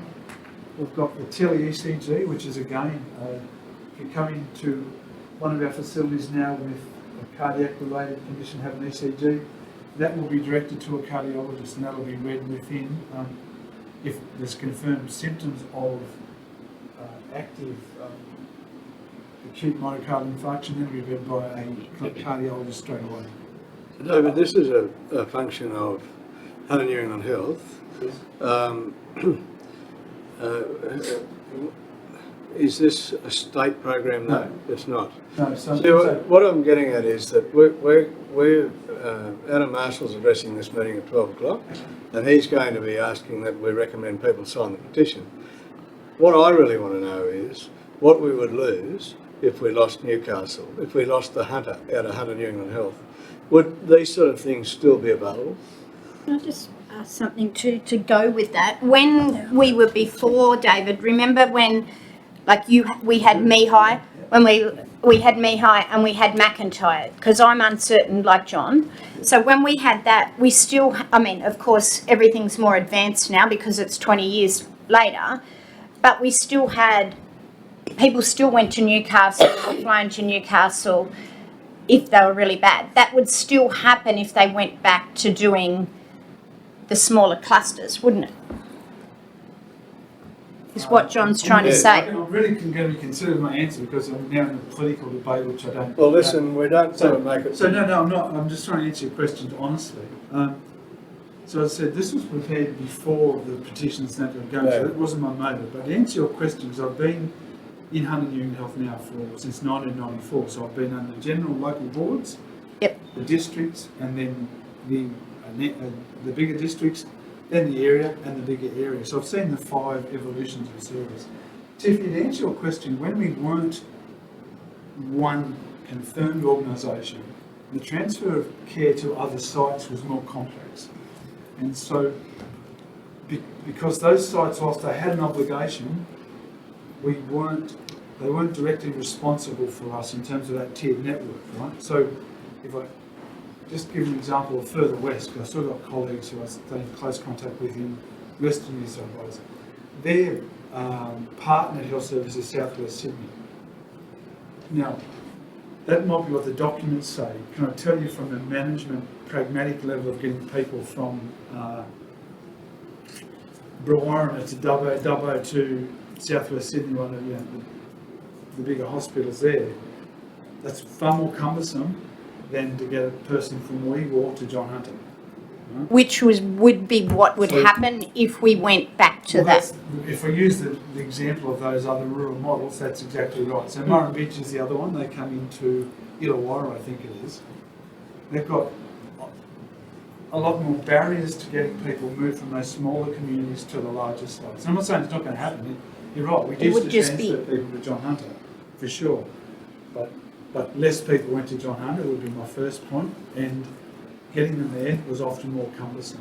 Whereas at the moment, it's one phone call with a combined patient flow unit, and it's one phone call to people who are based in Tamworth. So it's not, just to answer some fact in that. So what happens with these sort of services that are provided by Hunter New England Health, obviously out of Newcastle? What happens to them if you separate? Well, to some extent, I suppose, I don't know, because we haven't tried that if we separate. So of the two, to be clear, Mr. Coulton, the tele-ECG is a Hunter New England Health program. It's not statewide. The tele-stroke, now Hunter New England Health is part of the New South Wales tele-stroke process. Yeah. But in saying that, half of the stroke specialists who support the state are based in Hunter New England Health. So if the referral then for either Bingra or Warialda would be to Tamworth, and then Tamworth would have to send them on to... No. So just on the... I'm talking about if it splits. With what, sorry? I'm talking about if it did split into two health districts, we would lose a lot of Newcastle services. I don't know, I'm asking. Okay, and so that's where I'm trying to give you an honest and fair representation. The transfers would still occur. What I'm saying is at the moment, though, it's one phone call to a unit that has jurisdiction across all of this area. Yeah. And they are obligated to provide me with the service. And doing me a favour, there's no partnership in it. Yeah. That's their job. Yep. To do that. My colleagues in the West deal with people who go, well, yeah, I'll see if I can help you out, David. Yeah. I'm not asking you to help me out. It's your job to do what I'm asking you to do. Yeah. And I want to get this person from Moree to John Hunter, and I want it done today. And that's your job to do that. Yeah. It's also important with the tiered networks, and that's where, gosh, I'm not sure I'm explaining this terribly well. We bypass, so depending on the level of care required, whereas before we did tend to go to Tamworth and then they go person from Moree, Weewar to Narrabri, Narrabri to Tamworth, Tamworth to John Hunter. Now it's Weewar straight to John Hunter, Right. if that's the need. So if we determine, just like the telestroke's a good example. If someone in Weewar has symptoms of stroke, they brought the ambulance bypass Narrabri, come straight to Moree. People CT, perfusion scanning, read by a neurologist. If they're right for the thrombolytics, they're given that in Moree. At the same time that's happening, planes dispatched from Newcastle, they're picked up, they are operated that day in John Hunter. Yeah. The doctor who recommended they be transferred from Weewar is the same person who's going to see them off the plane in John Hunter. Mm. That's what again, taking out the politics. Do you think we'd lose health professional, that's what's important to me. Yes. I've had some experience in working across, in Queensland, working across health districts. Yep. And you don't know how much trouble it is when you've got a person accredited, a specialist accredited in one place, and you're in another place where they're not accredited. You know, so that seamlessness of accreditation is something, you know, I would ring and I'd speak to someone to Toowoomba from Augathella, say, and they can't help you. They can't help you because I'm not accredited to do stuff in that district. Catherine, you had a question. Well, my question probably runs along. So Chris can't help me and I'm having a stroke, and I'm having a major stroke, not a little stroke. I've got a window, haven't I? Yep. You got a 3 hour, 2 hour, 3 hours. Yeah, look, So it takes 3 half hours. an hour, Every minute. I've already had half an hour with Chris, maybe a little bit longer. So then the next phone call's made and I've had, I guess what I'm saying is the care that the critical care, the chronic care, are all those professionals coming out of Newcastle, or are some of them coming from Tamworth and other areas? See, it depends on the specialty you're talking about. So if I get an Stroke in this If end. you're talking stroke then, In this, specialists are Newcastle. So if you're talking stroke, and time is really important, to use those examples, once you're in Moree, you'll be dealing with the neurologist who will see you off the plane in Newcastle. so what you're saying is I'm going from here straight to Newcastle. there? Absolutely. No, direct to Newcastle from Direct, here. Okay. You would go from, if you were in Bingra though, You'd go to and, Tamworth. yeah, you'd go to Tamworth, and you, depending on your. I'm just looking at the 3-hour window and thinking Yeah, it's no, getting chewed up you would fairly go to quickly. Tamworth, and if, depending on the severity of it, would be, and the AMBOs here would say, no, we're going to bypass Bingra Hospital, they take you Yes, straight they through to would go Tamworth. You've only got a window, so they take I you. understand the window. Yeah. The window's what worries me. Here's the question. The point of Tamworth is that's where the perfusion scanning is. So the next critical clinical decision is so a stroke. So a stroke can either be a blockage, a clot, or a bleed. So if it's a bleed, you need to know that because you don't give someone an anti-clotting agent if they're actually bleeding. Yeah. So the perfusion scanning is crucial in that decision making. Is it a clot or is it a bleed?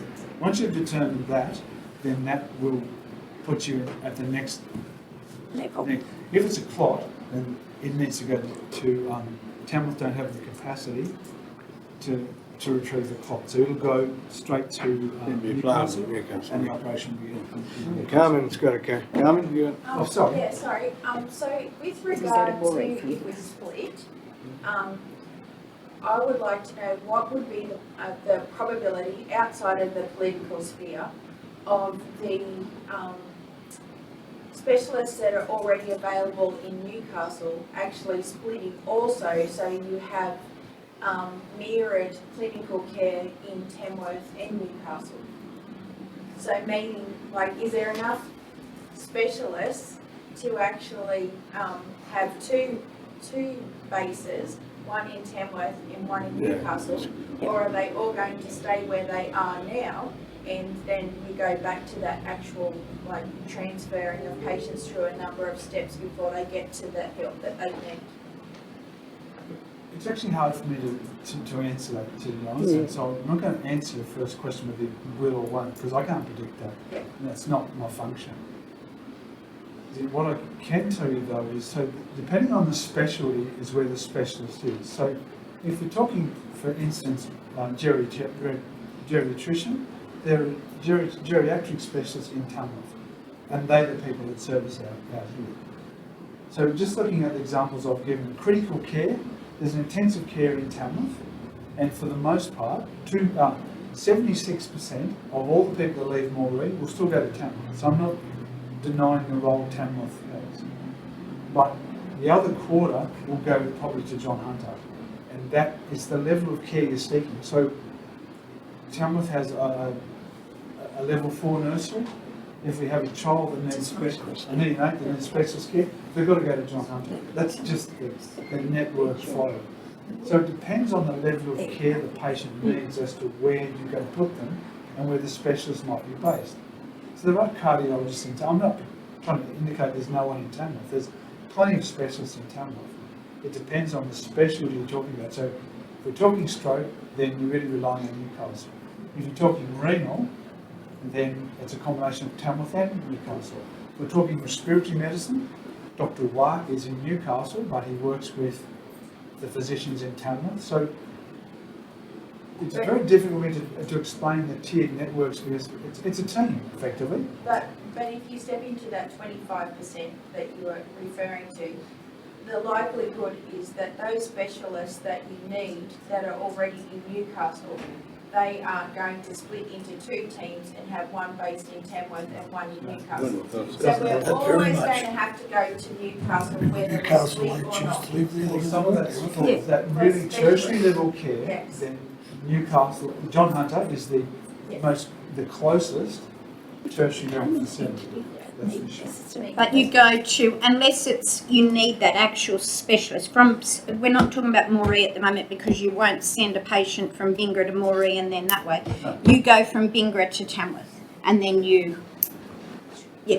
so you're going from Bingra to Tamworth or an Inverell to Armidale. So the next question then is, Yeah. in an emergency, where you're airlifted out, chop it out with lost your leg or something, You go to that Tamworth. still goes straight to Newcastle? No, Tamworth. Most likely Tamworth. Well, at the moment it goes to Newcastle or... No, or- Tamworth. The answer, so it depends on the level of care required. So if you said you've got a busted leg and a bony injury to a long bone in your leg, Tamworth have orthopaedic surgeons and you'll go to Tamworth. Got a mate that went straight to Newcastle actually, out of Moree. Well, It could have been where the bed was available too. His leg went up an auger, that's what happened.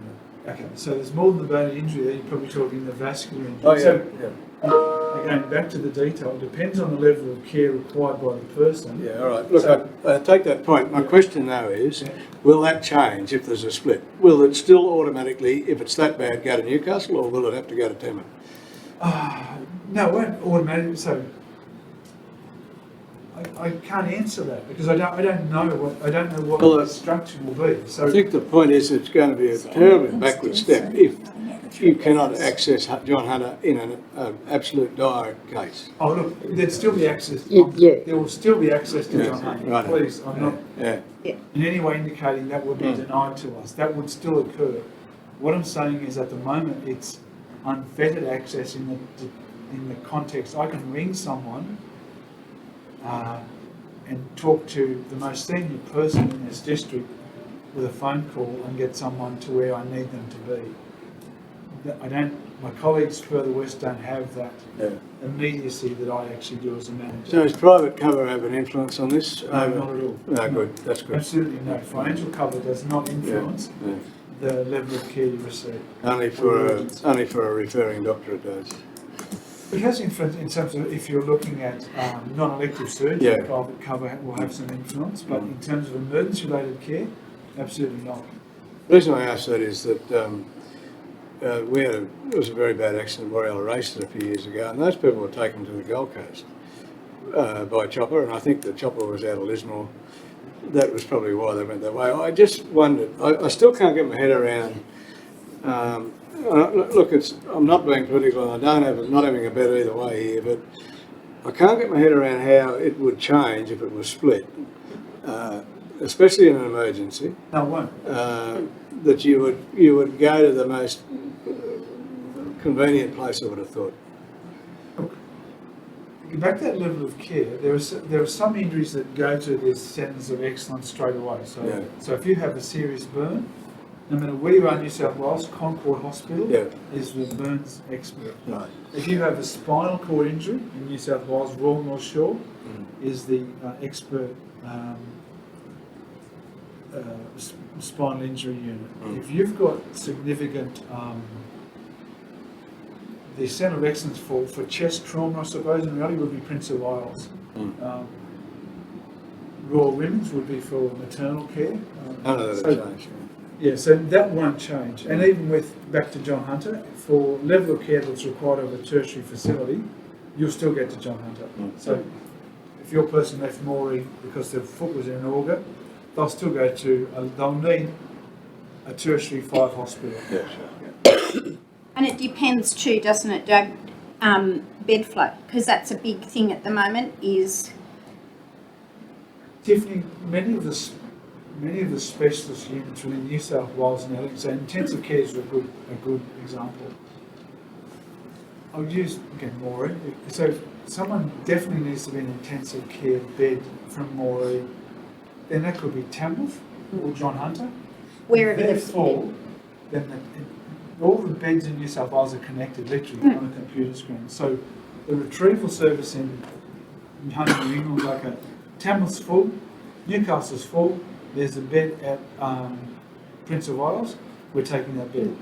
And so it might be, I end up in Prince of Wales. Which is why you would have had with the jockey going to the Okay. Gold Coast, it would have been where there was a bed at the time because of patient flow. Yeah. It's cross-border, though, that would be more complicated. No, look, it happens, so if beds are all full, you can negotiate a cross-border arrangement, but particularly for Moree, we regularly utilise the Gold Coast if people are privately insured, or there's really good examples of someone who's got really complex medical care and their specialist is based in Brisbane or the Gold Coast, then it makes sense to take them straight back to where they. It costs the same to fly a person from Moree to the Gold Coast to Newcastle. It doesn't. Sometimes money's given more credit than it's actually entitled. People think decisions are made for money. They're often not. So cross-border issues No are. question. Yeah. No, not Question here, Dave. The other thing is, you've got to think about how you will organise a new system. You can see the complexity of the current system is great. If you're going to start from scratch to establish a new system of communication, distance is no barrier these days. You can get on the internet and get advice, or you can get on the phone to anybody. So distance doesn't count. You've got then to set up all of these systems again, and that's going to take bloody years. Not days. Yeah, it's a good point. That is really important. The resourcing of some of the, and I do highlight the complexity of some of these systems. People often go, you should just do this. Can I tell you if it was that easy, people average intelligence just like me would do it just like that? It's not that, it isn't that simple. There's some of these systems are really quite sophisticated, and just the new imaging service in Moree highlighted the level of information technology that's got to be spot on to move an image taken in Moree to get it to the stroke specialist at John Hunter. David, it's concerned me that people are signing this petition without any of this knowledge, and I think it's going to be easy to get 10,000 signatures because it's topical and out there, and that's the reason we really wanted to do some research with you. Can I put it to everybody now, that anybody have any questions of you? Yeah, so I know you haven't finished your take the time, presentation. so any questions at all? I'd like to answer. I think too, if they get 10,000 signatures, it's not necessarily going to happen overnight. It just means that it can actually go and be heard. It'll be presented on the floor of Parliament as a petition. So it's not going to. As a working manager, if I looked at the last 20 years, now this is my opinion, so not anybody, this is my opinion. This is the best environment that I've had in terms of access to resources, both money and human. And there's a short-term staffing crisis, really, that's true. That's Australia-wide. I was going to say, it's not just in medical, it's everything. My experience of working from the early 90s under a local board, moving through to the various districts, and this is the best environment where I've had access to resources, both human and monetary resources. Our equipment has never been as well maintained or updated as it is at the moment. And the level of sophistication in some of these services, Chris, you're quite right, it actually does worry me how we dismantle this. And I'd like them to, if you've ever skinned a golf ball, you cut one bit of elastic in that golf ball where the next bit pings, I don't really quite know until it happens. But I know it's a jolly challenge to bring it back together. And so there is a lot of complexity in this. I think that's what people. They haven't got rubber bands and golf balls Too anymore. old. I didn't know that. But I think that's what. They're solid core now. I think what you've just said covered what everybody's asking. Yeah. Yeah, that last bit you've just said has covered what everybody's asking. Yeah. Anyway, David, if you've got any more, or what I was going to suggest was that I've covered I don't think there's any more. The important bits I've actually. we might break for morning tea and we can talk to you individually then, if you like. Thank you. That suits you? Yeah. Yeah. Look, thanks for your time today. I give offer apologies you. to Susan Hayman. She would have given you even more comprehensive answers than I am. She's both a delightful woman to work with and work for. So, Listen, on the other side of the coin, thank you very much for coming and giving your time. I found it pretty informative, and I now me know too. how I'm going to go. Yeah, me too. And I've given everybody here that opportunity to consider whether they sign or not. We'll hear the other side of the argument a bit later on today. And I'd stress that, I didn't come here to debate. No, the no, argument of no. the- But you've said how working in the 3 or 4 systems, whatever it's been, so that's what people want to hear. Yeah. Because That's it's my how it opinion. There may be works. a dozen people who don't agree with me. I'm making it clear that's my opinion as David Clerk, and I've worked as a nurse and a manager in all of those systems, and so. Yeah. And it's really disappointing, the message from the other side is that should that happen, there'll be more GPs on the ground, and we know from everything we've gone through, They're not going to be more GPs. they don't exist. They don't exist. There's They're not going to be changes more at GPs, they're No. not going to be many more levels. nurses. No. And just because you split it, a specialist is not going to leave Newcastle to come to Tamworth. Well, mostly if there's something you do with your hands, you've got to go to them, and if there's something to do with a bloody screen and a computer, they can stay in Newcastle. Yeah. Yeah, that's right. If they're Wisconsin and they've got their family life in Newcastle, David, you'll stay. they're not going to pack up shop and go to Tamworth just for the hell of it.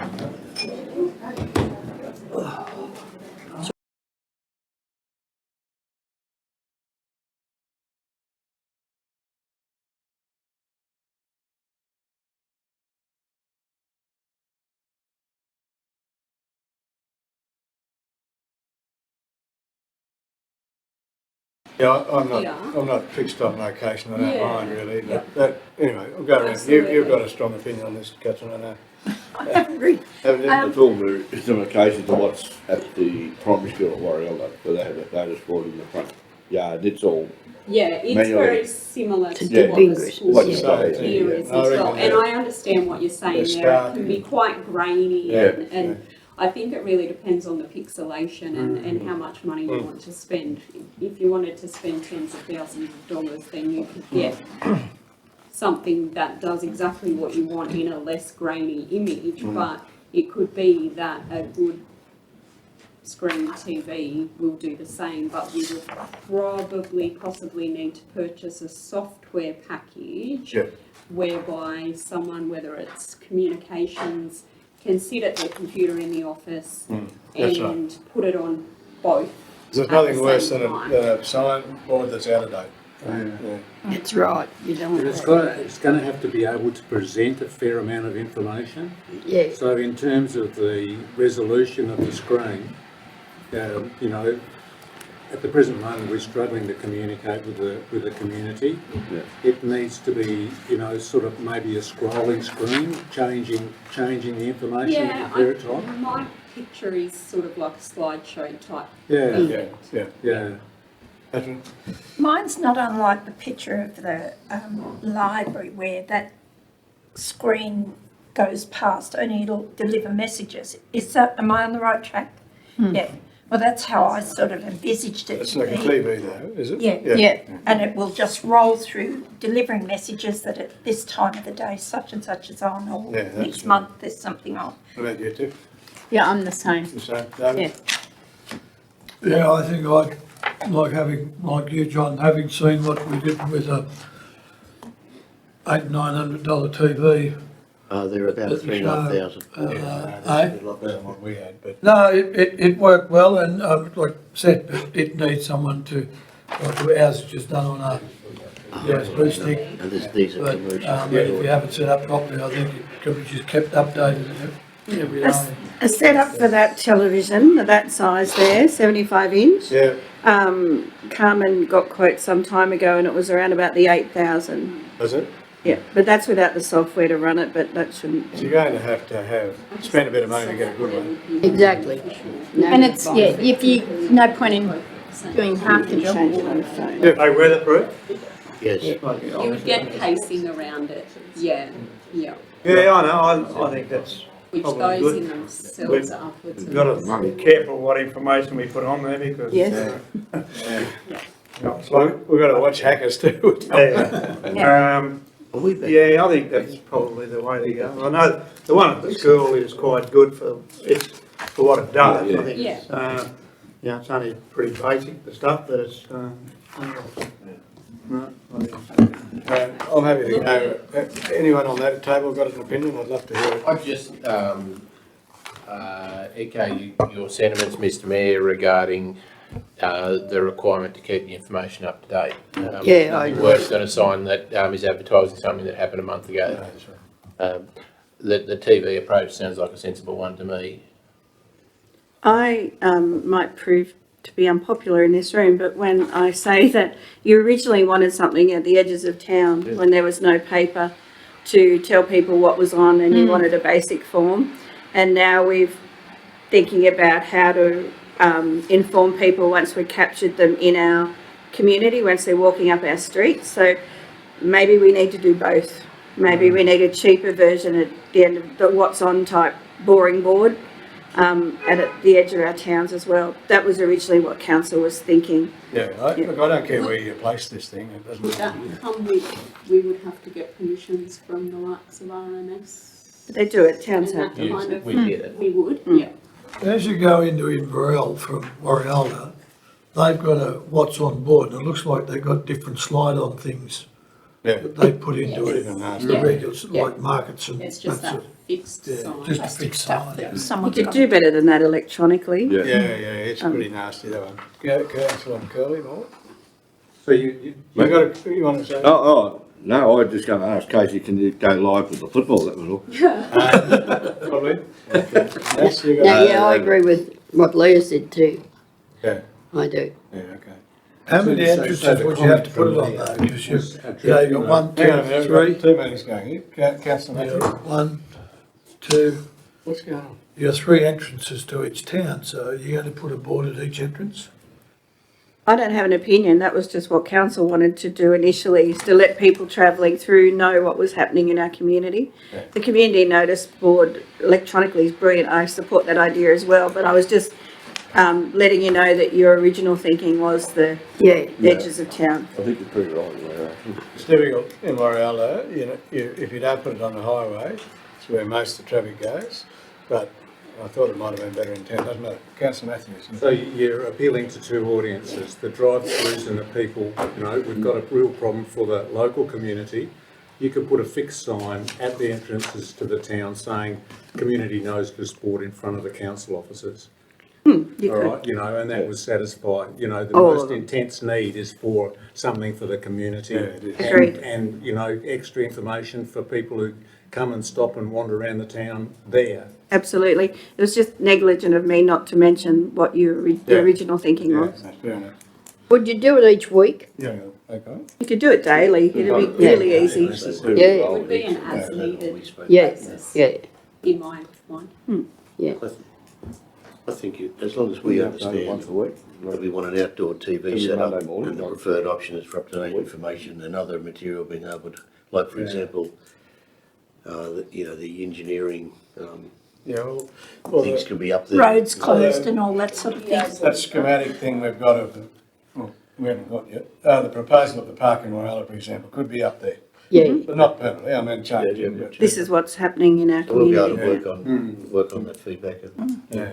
And also celebrate the achievements of individuals in the community would be good too. Yeah. Yeah, You know, these kids that get selected to play for the Waratahs or whatever, you could have a burst of. That's right. and you know, the 3 people who have just retired from council, they're could be credited with their 45 years or There's whatever. so much we can feed out into Yeah. the community that would have once been in the paper, but now. As long as the screen stays there long enough for you to read it, that's the other thing.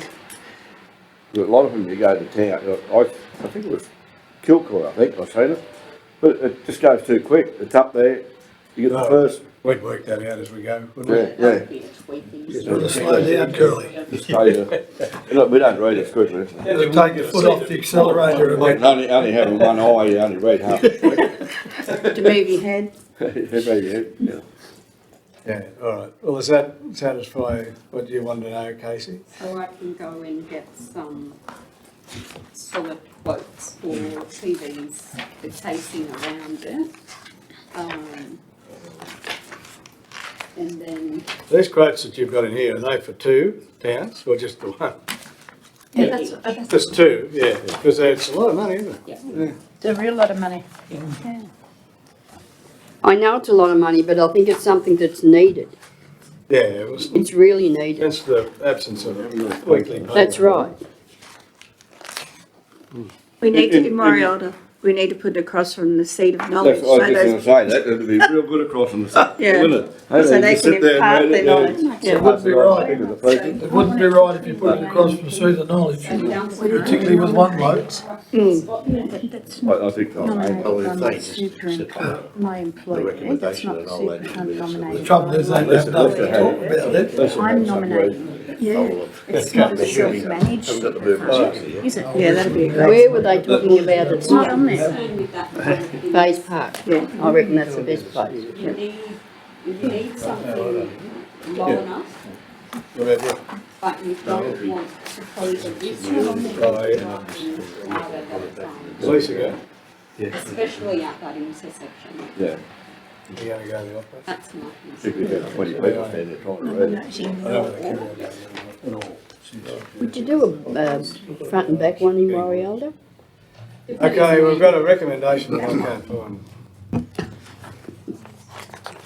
There's a recommendation, is it, right? Yeah, I found it. That the council define the scope for the information board project, and that once the scope is defined, that firm quotation thing on. If they're happy to accept that, I've added to the minutes after discussion, it was agreed that an outdoor all-weather TV setup was the preferred option, with up-to-date information being a priority. I'll move that. Thank you, councillor Dixon. Second that. Councillor Egan, is there any other debate, Let's have a look. discussion? If not, put the motion, those opposed say aye. Aye. Yes, okay, right, move on. That's it, isn't it? Yeah, now we're at 12, the councillor reports. Councillor reports, we'll do that. Full cost. Huh? Big ones at the end of the- We'll do councillor reports, and if you would rather do yours in the confidential section, that's fine. But otherwise, we'll deal with them now. I'll start with councillor Egan. Query, Yep. do we have a siren system? We've discussed it before, I know, but I still never know whether we've got one or not, that allows us to know if there's an emergency dam break. No, We don't have one. the Okay, SES wanted to put one in, yeah, but we haven't got one. I remember the discussion. Okay, so that's enough. Anything else? Well, now I've got to wait for confidential. This isn't confidential, so no. Okay. And the skate park, Yeah, how's it it's, coming along? Well, it's been managed by Nick Tobin, but it's progressing. I think they came back up and had a follow-up meeting with the Students, the young people. stakeholders about what was planned, and I think we're about to go to tenders for it. Okay, thank you. That's me. Yeah. Sorry. Yeah, you okay, councillor Garland? I've got a couple for confidential, but one, back to what Max was talking about before, about the looking for a grant for the tennis courts for their lights to be and fencing to be finished. That's come up a few times. The golf club. At the golf club, because the lights, the tennis courts are all done. We just want to get the lights so that they can be used and the fencing finished for that. So we just got to, I've got something they've sent me. There's a grant in there they've sent me, but I just haven't had a chance to have a proper look at it yet. Sporting grant. Sporting, yeah. So that's that. I'd also like to acknowledge Ben Perry. He's a great council employee. When we had our ball the other day for the raise money for the jockey club, he came to have a look at the setting up for the internet and so that we could run the live auction. And he just said, "Oh, I've got nothing on the weekend. I'll come and volunteer my time." And like we wanted him to sit at our table and everything like that. He said, "No, I'm just happy to come down for something to do." And he had everything running, so it was smick. Yeah, that's good. In his own time. Excellent. Councillor Colton. Yes, I've got just a couple of requests from the Morialda Historical Society meeting the other night. One was the possible provision of a rotunda in the old Pioneer Cemetery actually has a history of Warialda within that, so you could go visit that. I've had Collins chased up a couple of quotes for me for that, but, I'll take that to them and see. It's something that we'd have to look at for grant funding. The other thing that they would like from a tourist point of view is that, the Stroud over on the coast was given to me as an example. Coming in, it gives the historic town of Stroud and what it was historic for. Now, Warialda is the first centre of government, I suppose, policing in this greater northwestern area, with police ranging far and wide, but there's no recognition. I'd like to see something possibly from a tourist sign that denotes that and gives the town an identity other than a place of wild honey. Yeah. So that's the only two things I had. And I did have a Sister road thing, but Yeah, I'll I talk was about going to it. say Get that's Sister Sister Kenny. Kenny, that's just going And to Orphan say. Mill Lane. Sister Kenny was another one. And John Plunkett, yeah. Lots So of you got things. some sort of recommendation or action on this, or what's? Well,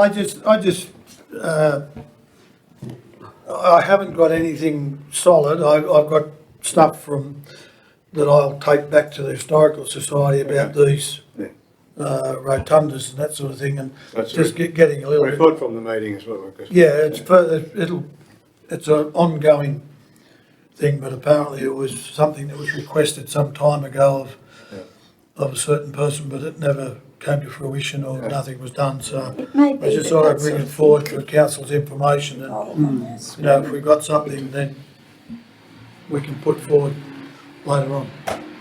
Thanks, David. Councillor Smith, you. The only thing I've got, in at the surgery there, a few weeks back, and a person that lives opposite, they just mentioned to me that he gets a fair few older people saying that the curbing guttering straight in front of the surgery, Warialda surgery, is too high. And this hasn't come from the surgery or anyone else, it's just one. And I said, I'll bring it up in council. I don't know if there's anything we can do with that, but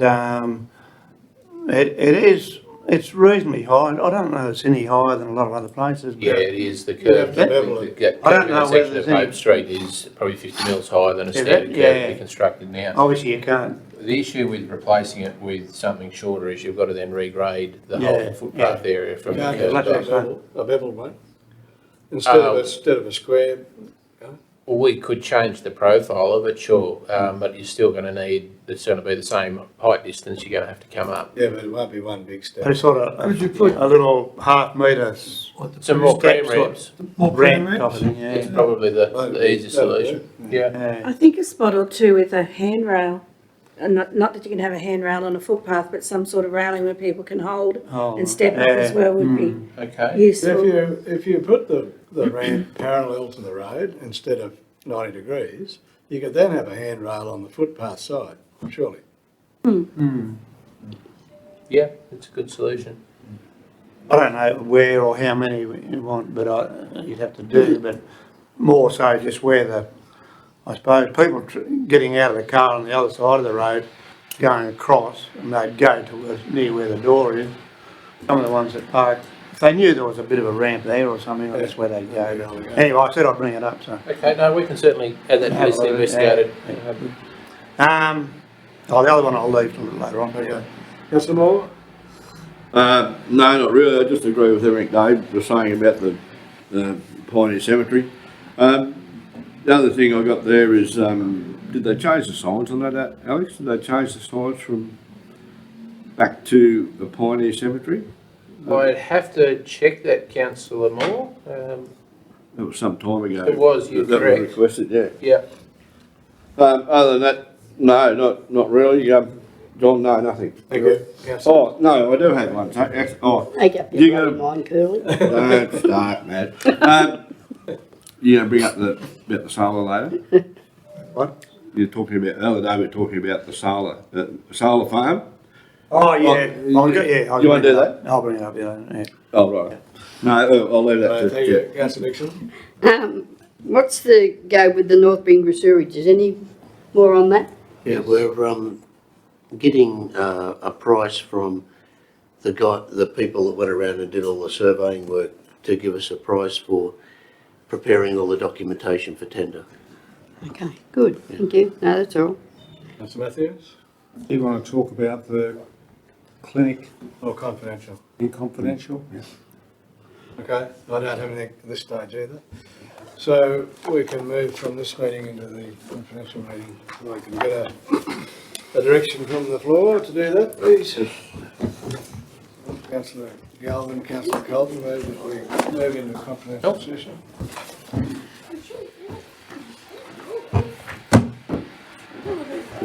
Who did you say it was? Galvin.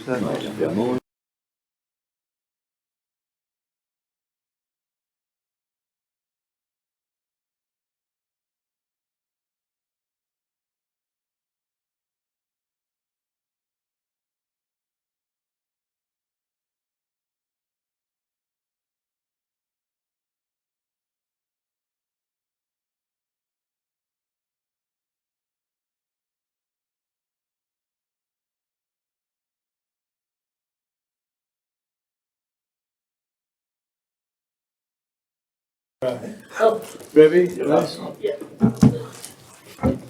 Don't put much faith. If you're anything like Chris, then that's a good reason.